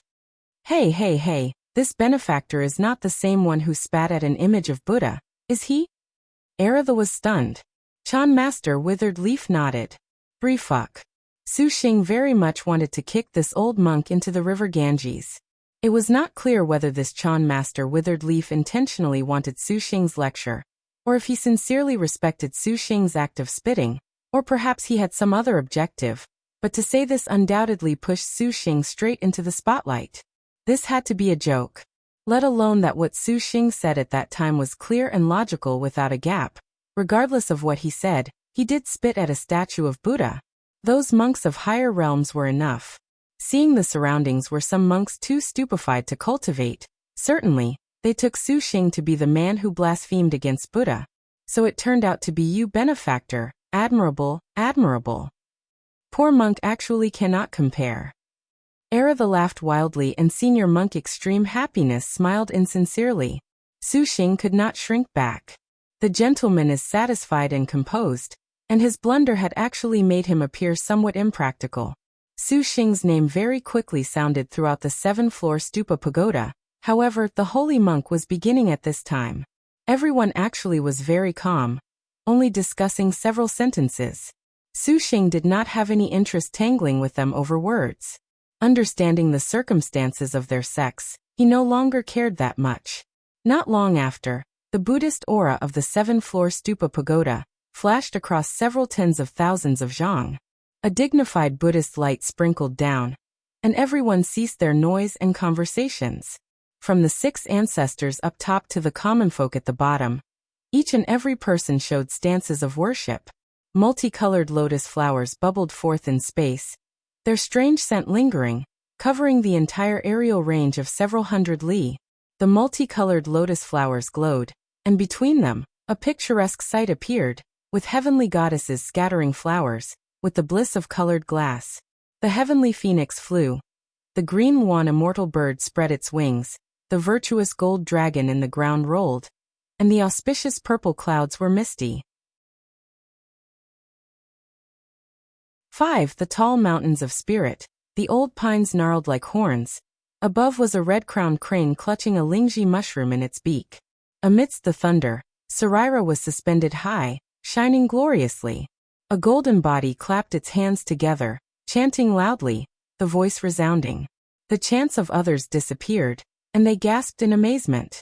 Even the Azure Dragon territory cultivators could not help but want to prostrate themselves in worship, with even some of the cultivators converting to Buddhism this moment on. Of course, this was a story for later. The sutra rose, resounding through the world. All of the 7th-floor stupa pagoda opened. The inside also similarly emitted a blissful feeling, as if there was endless enticement, yet also crammed full of every sort of demon and monster. Su Xing knew that the holy monk's selection for a disciple to inherit his robe and bowl had truly begun. Young master, young lord, careful. Lin Yingmei and Wu Xinjie warned, full of gentleness. You girls too. It seems that Senior Monk Extreme Happiness harbors evil intentions. Block them. Su Xing said. We know. N. Su Xing glanced at Wuxia, and the latter nodded. Glancing at Senior Monk Extreme Happiness' sneering gaze, and at the jealousy of others somewhat taking joy in his misfortune, Su Xing coldly smiled. He then walked with Wuxia through the gate. Enveloped in the Buddhist light, Su Xing immediately felt the meditative mind lotus seed begin to stir, already with the signs of blossoming. This 7th-floor stupa pagoda was worthy of being called Buddhism's holy place, but entering inside had this sort of efficacy. Su Xing opened his eyes. It was not like he had imagined. What appeared before him was an extremely normal place, like an ordinary temple. He could not tell any differences. The scent of burning incense lingered and frescoes hung. In no more than a moment, the room already had more than several hundred monks and cultivators. In the room sat a novice monk only striking his wooden fish. 6. He had not shed his childishness. However, to be able to cultivate in the 7th-floor stupa pagoda, how could they underestimate him? Pardon me, what is this place? An Azure Dragon territory cultivator in black clothes asked. This is the 7th-floor stupa pagoda's first layer. Buddha West approaches is on the 7th-floor stupa pagoda's highest level. Whosoever has the Buddhist mind can ascend the levels. The novice monk said as he struck the wooden fish, his voice neither fast nor slow. Buddha says, the one able to ascend the 7th-floor stupa pagoda is a person with connection, able to hear the holy monk's dharma, receive his robe and bowl. This simple. The novice monk said nothing more, only earnestly striking the wooden fish. Hearing these words, everyone immediately erupted into fired-up cheers. A group of monks immediately rushed for the level above. Very quickly, several hundred people had left. The majority of people wanted to be the quickest to ascend, However, there were still several dozen people who did not move at all. These were all people of high comprehension of meditative methods. It seemed they had apparently obtained the Tao, but some were strange. They meditated in place, reading sutras. Su Xing felt this scene was very odd. "Lord husband, we also ought quickly go," Wuxia quietly said. "Don't go for now." Su Xing pulled Wuxia's hand. Let's sit quietly first then see. Since this is the 7th-floor stupa pagoda, it certainly won't be this simple." Su Xing used sound transmission. "It seems some monks in this place have not moved. Perhaps they know something, so we'll first watch." Wuxia looked. Indeed, this was somewhat strange, and thinking for a moment, she then sat cross-legged with Su Xing in meditation. That novice monk for the first time opened his eyes. Surreptitiously he glanced at Su Xing, pragmatically silent. The sound of the wooden fish had a rhythmic striking. The room seemed to be crammed full of dharma, endlessly lingering in his ear. Su Xing did not conflict with this chanting, but he meticulously listened to these Buddhist minds, reforming the meditative mind. 1 minute? 1 day? A month or a year? As if an endless century had passed, finally. There were several monks that were unable to hold back, stopping their chanting, walking towards the upper level. Su Xing was immersed in his daydreams, completely forgetting time. The star maidens in the star nest could not help but yawn and fall asleep. Lord husband, suddenly he heard a soft voice calling him. Su Xing slowly opened his eyes, spotting Wuxia's almost within reach. Wuxia breathed a sigh of relief. "Lord husband, we ought to leave." "Oh."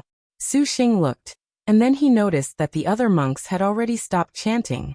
In addition, the room was left with only 20 or so people, a very considerable decrease from the previous several hundred. Those monks all looked strangely at Su Xing, their gazes neither sorrowful nor joyful. Compared to the younger monks Su Xing knew from before, they seemed unable to be compared. Su Xing returned their politeness. "Everyone has waited a long while. Please follow me." The novice monk ceased striking the wooden fish, and put his hands together. Everyone likewise returned his gesture. Su Xing still did not understand what had happened. Only after Wuxia explained did he realize that his guess was correct, as expected. The first checkpoint appeared to be going upstairs at will, but in fact this tested the Buddha nature and patience of everyone. The novice monk striking the wooden fish was also immersed in Dharma. Before the Dharma ended, how could they leave as they wished? The others were enticed by the 7th-floor stupa pagoda. How could they care for this detail? Thus they ascended. Although some monks sort of comprehended this, in the end, they were unable to remain calm and also ascended. However, the exit that awaited them was merely the outside of the 7th-floor stupa pagoda. Without a doubt, they had been eliminated. Su Xing was inwardly speechless. This Buddha West approaches had a fully justified reputation, as expected. The trials of the 7th-floor stupa pagoda truly were somewhat excessive. Just this first level was very profound. If it was not for Su Xing forgetting time by comprehending the meditative mind lotus seed, perhaps he also would have grown impatient. Just that Buddhist chanting lingering in the air was fatal to many cultivators not favorable to Buddhism. Interesting. Su Xing said to himself, even more somewhat expectant. Upon entering the 2nd floor, the scene changed again. As far as the eye could, there unexpectedly was a blissful world. Su Xing looked and discovered the people he come with were all gone. Even Wuxia had disappeared without a trace. It seemed that each floor of the 7th-floor stupa pagoda was truly an individual world. Obviously, they had entered together, nevertheless, each had their own world. Furthermore, this world seemed to be vast and boundless. Su Xing wrinkled his brow. How should he cross this level? Thinking for a long time, Su Xing did not understand. He might as well not think further. It was a Buddhist mystery anyways. Su Xing on his riding sword searched for the exit to the 3rd level in this void paradise. Suddenly, at this moment, a white dove flew over from the horizon. This was the first time Su Xing had seen a living thing. Immediately he chased, but when that white dove saw Su Xing, it did not flee. On the contrary, it very urgently and madly slammed into Su Xing's chest.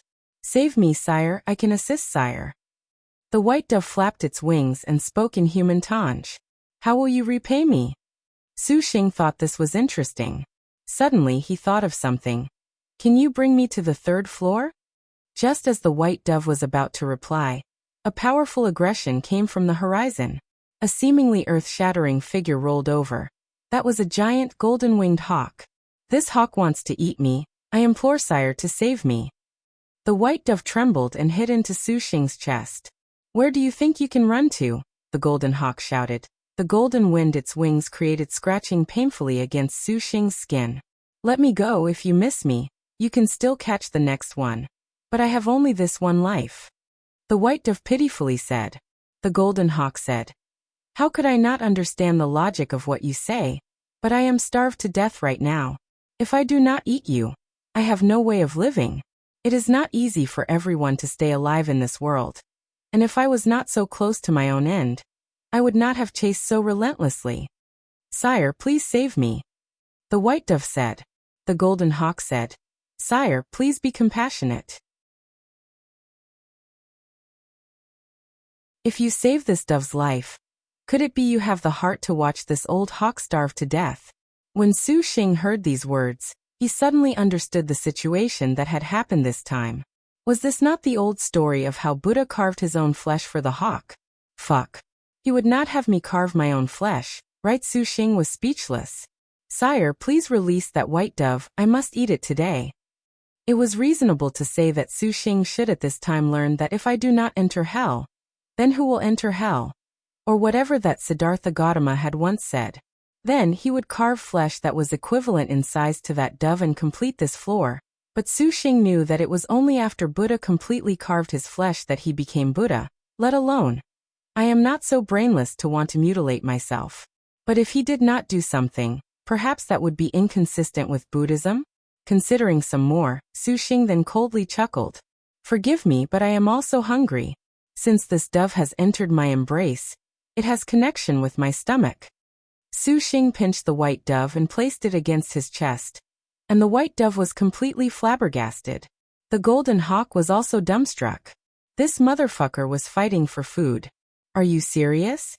That the weak are prey to the strong has been a truth since ancient times. Now that the white dove has entered my bosom, is there not fate? Su Xing said. You had better quickly go back.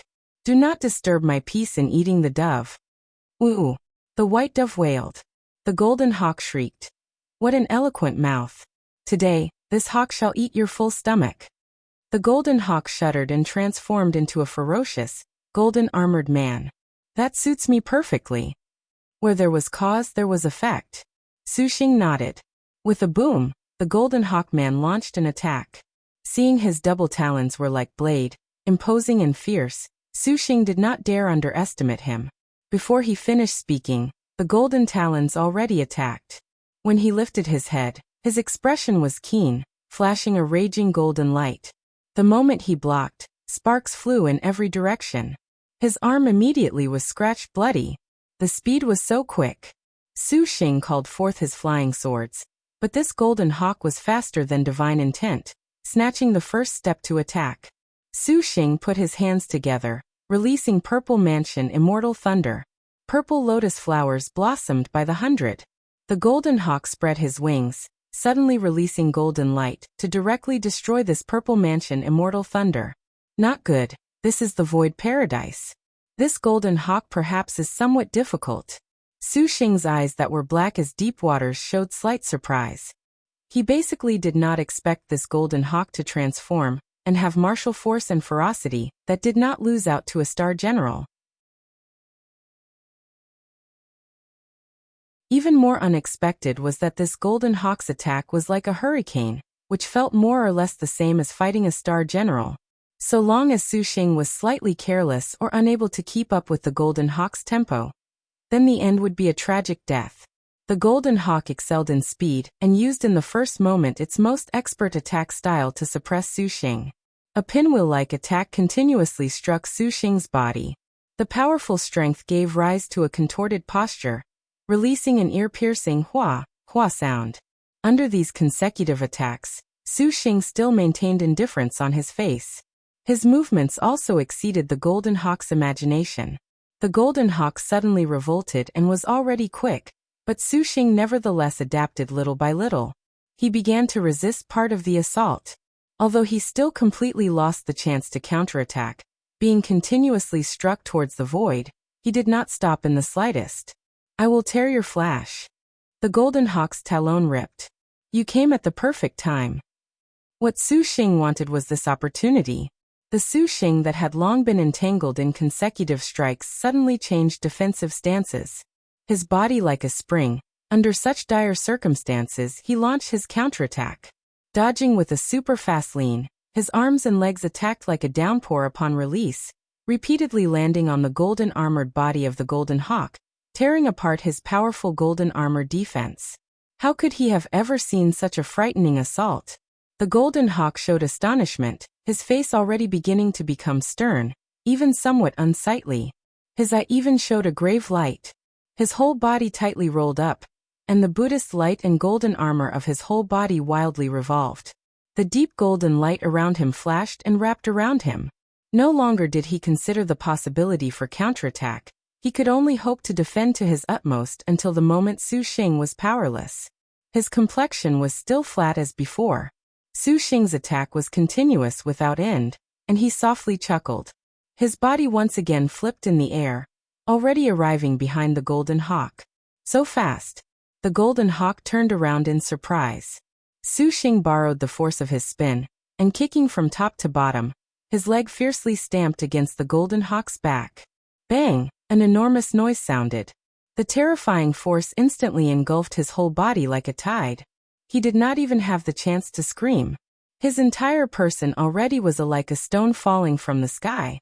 Being firmly pressed by Su Xing, because the force was too strong, his entire body seemed to become twisted. That protective golden light enveloping him was an even worse shape, scattered and smashed. Boom! The quiet void paradise gave rise to a powerful earthquake. Those golden sand buddlelands and polo divine flowers fiercely exploded, just like they had been struck by the hammer of an ancient war god. They fiercely shot towards the sky, and seeing that rolling cloud of sand dust, it was like a surging sea. Flipping light as a feather, Su Xing softly landed on the ground, not disturbing the slightest speck of dust. His whole body was relaxed, as if he had just finished a walk. He completely lacked a taxed appearance. As if that intense assault just now was completely unrelated to him. Breathing deeply, Su Xing clenched his fists. His hands somewhat hurt. He could not tell if this Golden Hawk was an illusion or if it was real, but it was somewhat excessively powerful. Damn it! With a face wearing some fury, the Golden Hawk climbed up from the dust. His entire person was ice cold, but for some unknown reason, he nevertheless completely lacked the intention to continue attacking. He just quietly stood in front of Su Xing. Those abyss-like eyes closely stared at Su Xing's face. But Su Xing clearly felt a formless aggression begin to settle. The air ceased its circulation. Yet this Golden Hawk did not show any moves. With a sneer, the Golden Hawk suddenly launched its attack. Su Xing blocked, but suddenly before his eyes the Golden Hawk man inconceivably disappeared. "I will eat you." A terrifying voice came from behind him. Turning his head to look, a giant and bloody mouth bit at Su Xing. "Ah, we're about to be eaten." The white dove wildly scuttled around Su Xing's chest. Su Xing was also greatly surprised. He was simply unable to believe that this Golden Hawk's speed was so swift. Legends said that the giant rock that spreads its wings hated heaven to no end.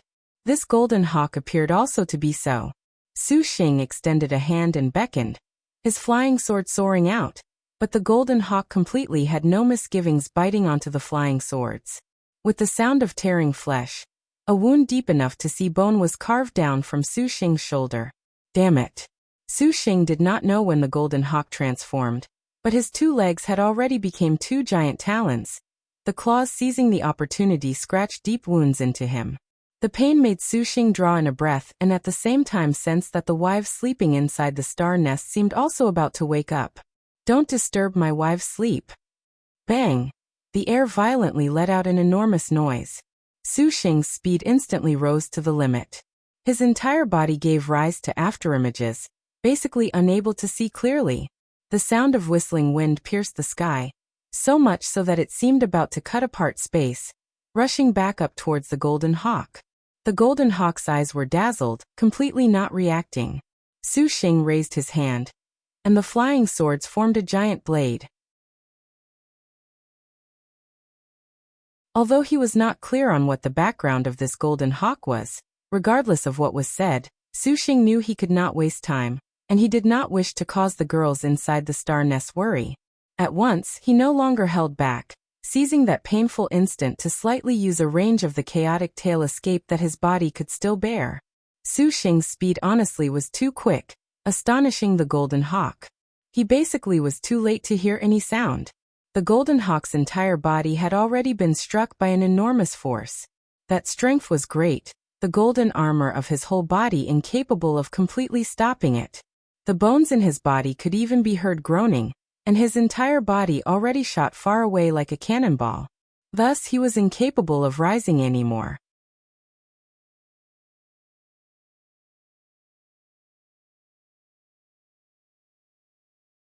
The golden hawk was at its last gasp. Su Xing's hand beckoned, and Langya congregated into a giant sword that spiraled in the sky, like a vulture that had spied its carrion, emitting a severe sword chi. You wanting to eat your servant was the cause, me killing you is the effect. Cause and effect are settled, sadhu sadhu. Su Xing put his hands together, putting on an act of sympathy. In its heart, the golden hawk cursed this man in front of it shamelessly. The flying swords twisted and turned it to yellow sands and smithereens. Ah! The screams of the girls came from inside his ocean of consciousness. Shi Yuan and the others had been woken up. Why can't this young lady leave the star nest? Shi Yuan went mad. What about the other elder sisters? And, unable to do so. All of them were like Shi Yuan. The star nest had seemed to have been frozen, and they were incapable of breaking free. The so-called star nest was like a river wrapping around the cosmos, flowing without end, but suddenly, this river had seemingly frozen over. Su Xing and the rest were incapable of breaking out in any way. This certainly made the girls stumped. For star generals to be unable to leave the star nest, things were certainly grave. Probably it is because of this 7-floor stupa pagoda.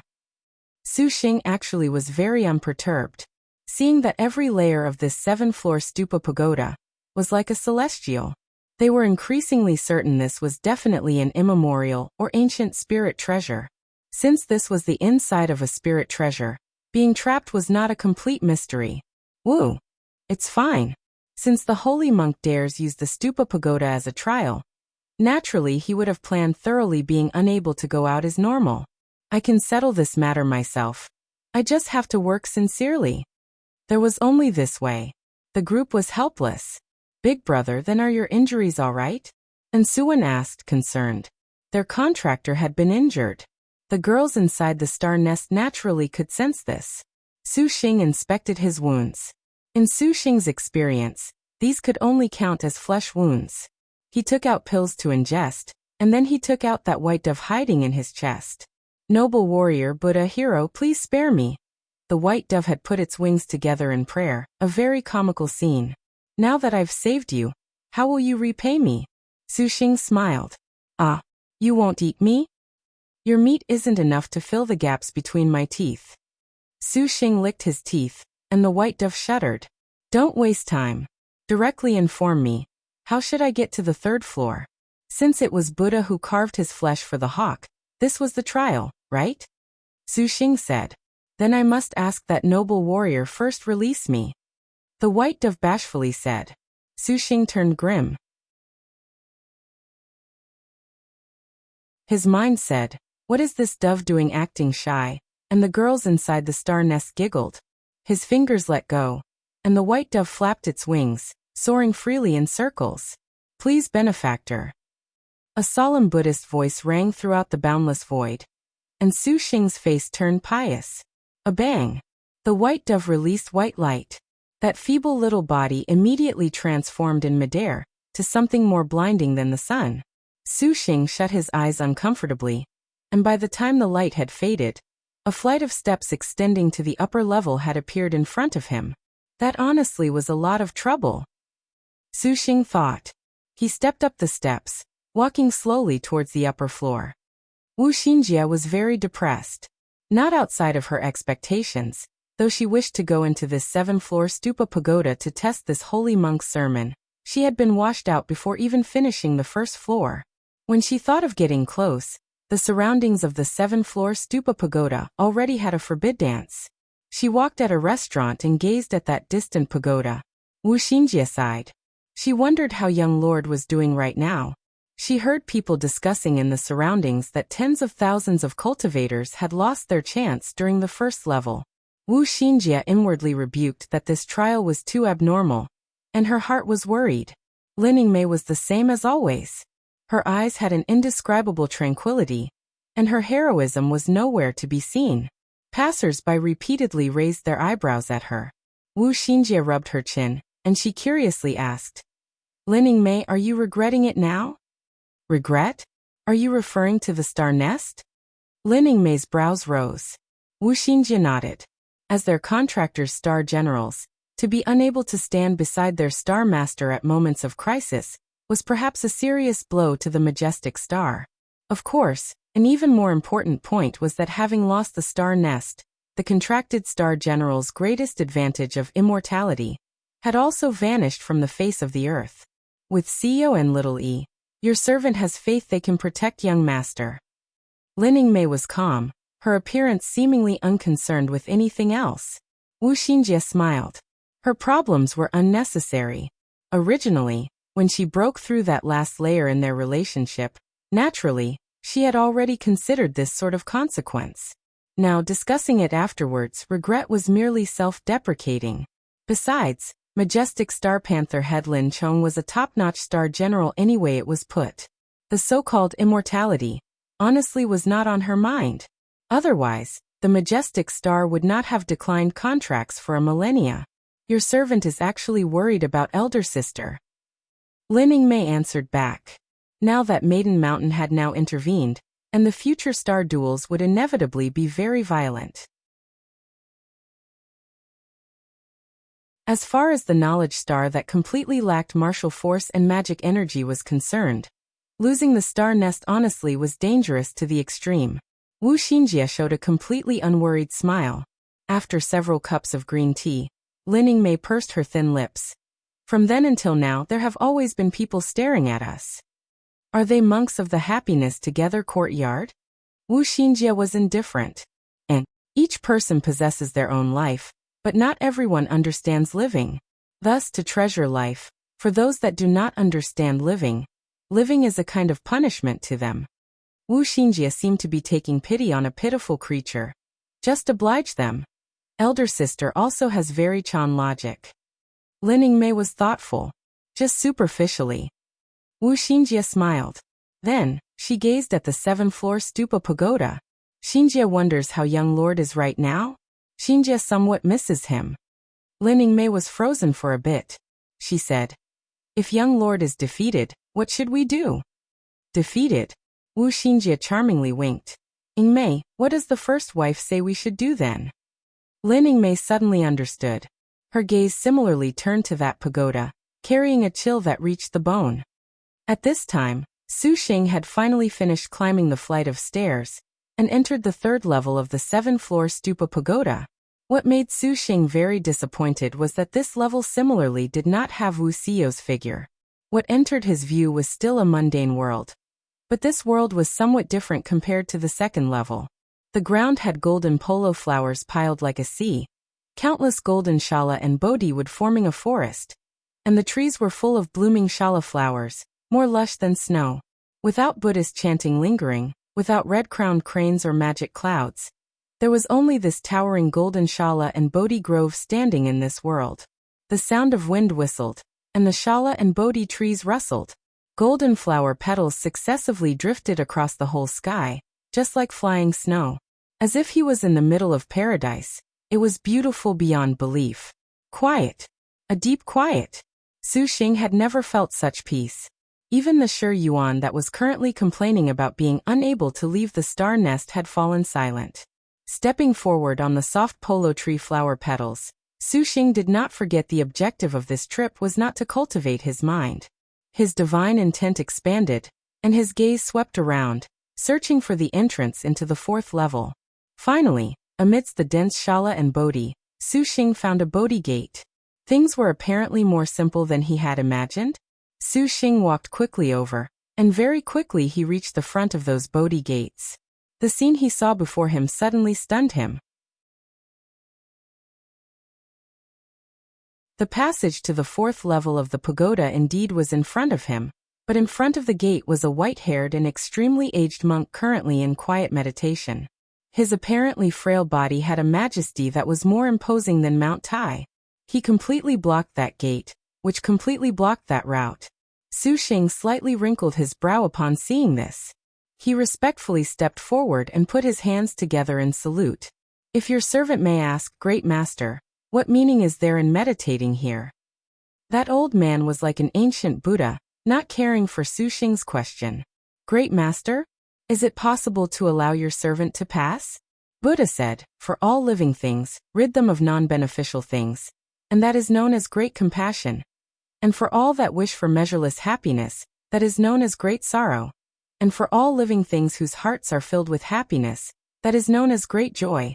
Self-sacrifice for the happiness of others, to give alms to others, that is known as great abdication.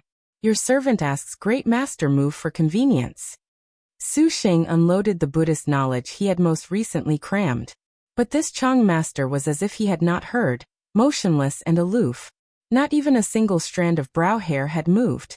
Sushing again amiably said every sort of request, but no matter how much Sushing chapped his lips, this old monk seemed to have entered into a deep meditative state, remaining unmoved. If it was not for Sushing sensing this old monk's breathing, he would have doubted if in fact the old man was a statue. "Sushing, just move him aside. What are you doing wasting breath on him?" Shi Yuan was very direct. If it was not for this young lady being unable to come out, this young lady would have patted this old monk's clothes down. "See how he'll meditate through that. Yuan, or you can't be so rude." Sushing smiled and chided her. "Oh, but what will Big Brother do now? This great master has blocked the road, and you cannot go forward." And Suan said, "Perhaps you must defeat him?" Tang Lianxin guessed. "Nope." Sushing was very certain. All of the girls felt confused at Sushing's firmness. Yan Yizhen asked if Master had discovered some mystery. Sushing looked at the surroundings and explained, "You girls can see that this place is abnormally quiet, without any killing intent. That indicates the 3rd trial test's calmness." Even Sushing the layman somewhat understood. What Chan cultivation paid attention to most was this calmness word. Furthermore, this calmness was all-inclusive.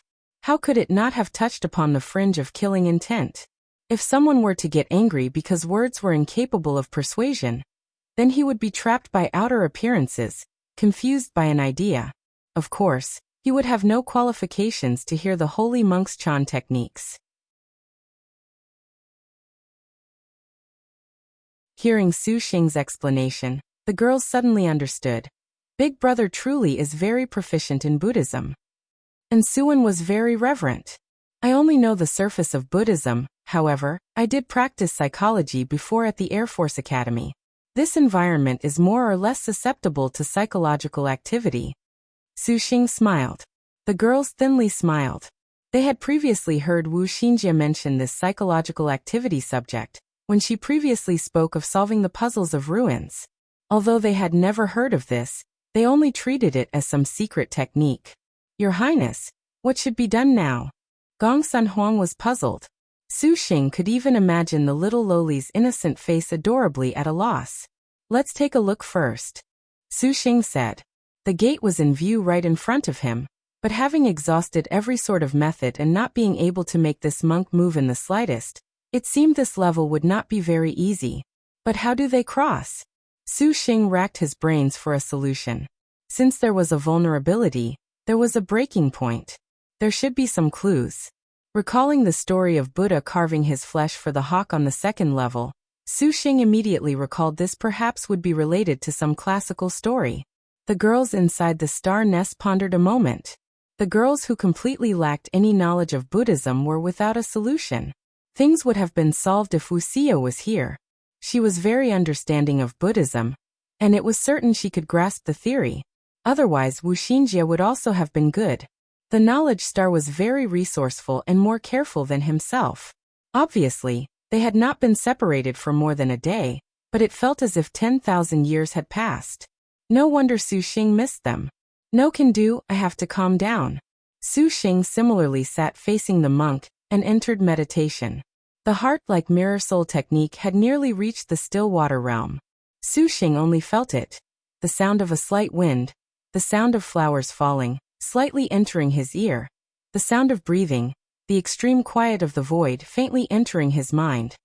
The world's myriad noises were entirely quiet. Even the ladies inside the star nest sensed this. Wind blew, flowers fell, silent, Bodhi old monk, ancient Buddha. Suddenly there was clarity in his mind. Su Xing opened his eyes. He looked around at those petals drifting down, and he abruptly had an epiphany. So it turned out to be this. This was truly a clever arrangement. Su Xing exclaimed. Su Xing, you understand it? Sure, Yuan asked in pleasant surprise. Su Xing affirmed. He rose and saluted. He then walked towards those shala and bodhi trees, raised his head to gaze at the countless polo leaves drifting down, and extended a hand to pick 2 flowers. This is to present Buddha with borrowed flowers.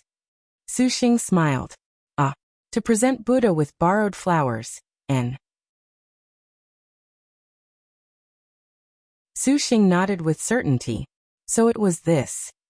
The deft of mind Yan Yizhen was the very first to understand.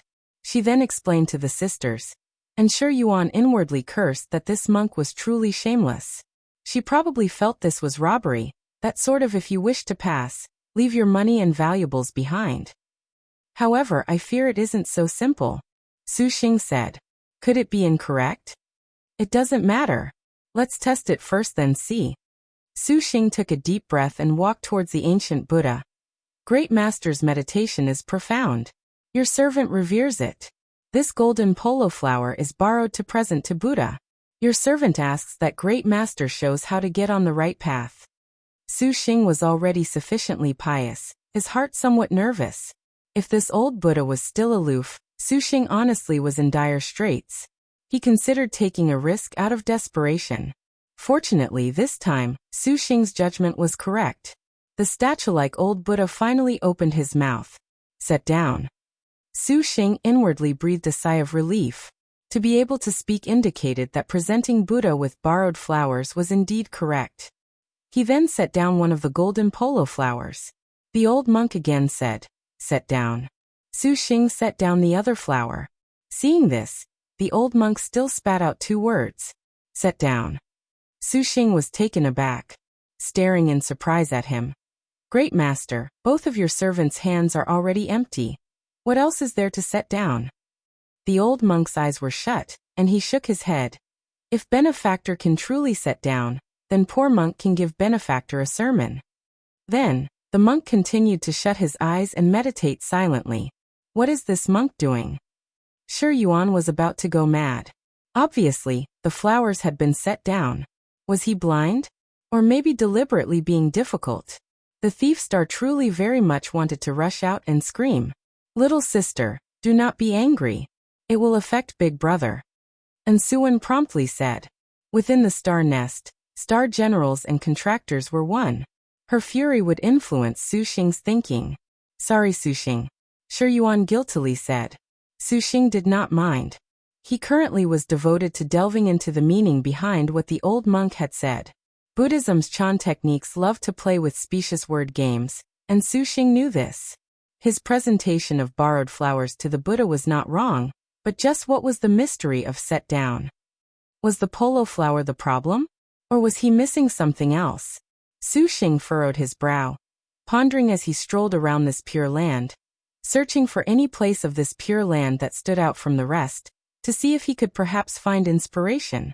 However, these shala and bodhi trees were all the same. Even the flower petals were the same way, difficult to distinguish. Su Xing was somewhat at wit's end about the profundity of this Buddhism. Set down, Su Xing looked at his hands. Faintly, He had grasped the crucial point, but there still was a little thing missing. Seeing Su Xing so vexed, Shi Yuan was even more loathing towards that monk's deliberate complexity. This young lady hates this monk. In the end, Su Xing, what are you winning favor with this monk? This young lady, would directly beat him to a bloody pulp. See how he poses as an adept removed from the world then. I am winning favor with him? Su Xing paused. This young lady is only describing that borrowing flowers to present to Buddha. Don't you get the wrong idea? Shi Yuan hastily corrected. Su Xing laughed. So it was this. Master? Many thanks, Yuaner. I finally know what to set down. This Buddhism honestly is indeed fond of making things overly complicated. Really? Did Yuaner really help you? Shi Yuan was somewhat embarrassed. Watch. If this time doesn't work, I'll listen to Yuaner. Su Xing once again picked 2 golden polo flowers and walked over. This did not appear any different from the last time. Su Xing spoke without hurry, and even activated the extreme sincerity soul technique to its limit, making himself reach the heart still as water realm. Your servant asks Great Master to show how to get on the right path. Su Xing was very earnest. Set down. The old monk was still as before. Su Xing set down the golden polo flower of his left hand. Set down. The golden polo flower in his right hand was set down at the same time. Su Xing, just what do you think you're doing? Shi Yuan did not understand. The other beauties did not dare breathe, so as to avoid affecting Su Xing. So far there seemed to have been nothing special. Could it be he won't say set down anymore? Shi Yuan thought. Set down. Which made the thief star very disappointed. This old monk again spat out these 2 words. Su Xing at this time was empty-handed, with nothing to put down. However, Su Xing nevertheless put his hands together, bringing up a completely pious salutation. The old monk then opened his eyes and returned the greeting. The meditative mind is by comprehension, and the gates to Buddhism shall open. Benefactor, please. After speaking, the old monk's figure transformed into golden polo flowers that filled the sky and disappeared. Why's that? Shi Yuan and the others stared dumbly. They could not understand what the situation was. Su Xing merely bowed, nothing more, and this monk's attitude made a 180-degree turn, which was too strange. Big brother, just what did you do? And Suan asked the question that was on their minds. Su Xing's face slowly recovered its normal appearance, and he chuckled. I merely truly set down. What do you mean truly set down? Shi Yuan was bewildered. The so-called third set down was precisely this mind of borrowing flowers to present to Buddha. Su Xing did not keep them waiting as he explained.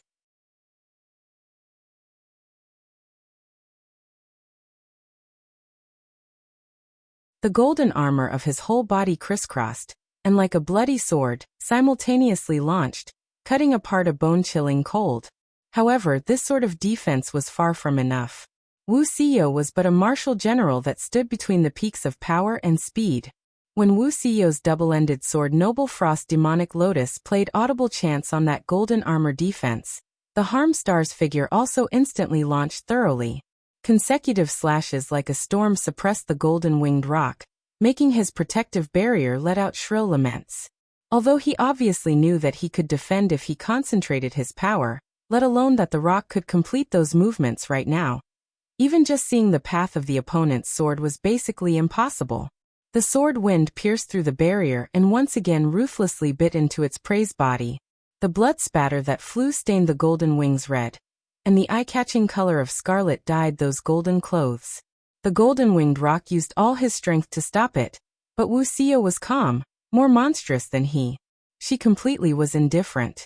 The sole existing objective of this ice-cold martial general, who rejected all sentiment, was to dispatch the opponent. Damn it, it is over. The golden-winged rock silently shouted. He fought as hard as he could. His golden wings became countless saber lights and sword shadows that pounced at Wuxia from every direction. He attempted to kill the woman, but Wuxia's lips curled into a sneer. Instantly, Noble Frost Demonic Lotus blossomed. The Harm Star was like a sharp long sword. She pierced through the void. A booming shatter. Golden feathers drifted down across the entire sky. The golden-winged rockman stared in disbelief at the giant hole in his belly. To think of making your servant carve her flesh, you had best see how much you have yourself. Wuxia stowed her sword, uttering an ice-cold assertion. That you're tuning in to the Lime's Wuxia Whispers YouTube channel. We're so grateful for your support, and don't forget to subscribe to join us on this incredible journey through captivating stories. Your generosity through donations truly makes a world of difference, as it's the primary source of revenue that allows me to expand and enhance this channel for you. Thank you from the bottom of my heart for being a part of this adventure.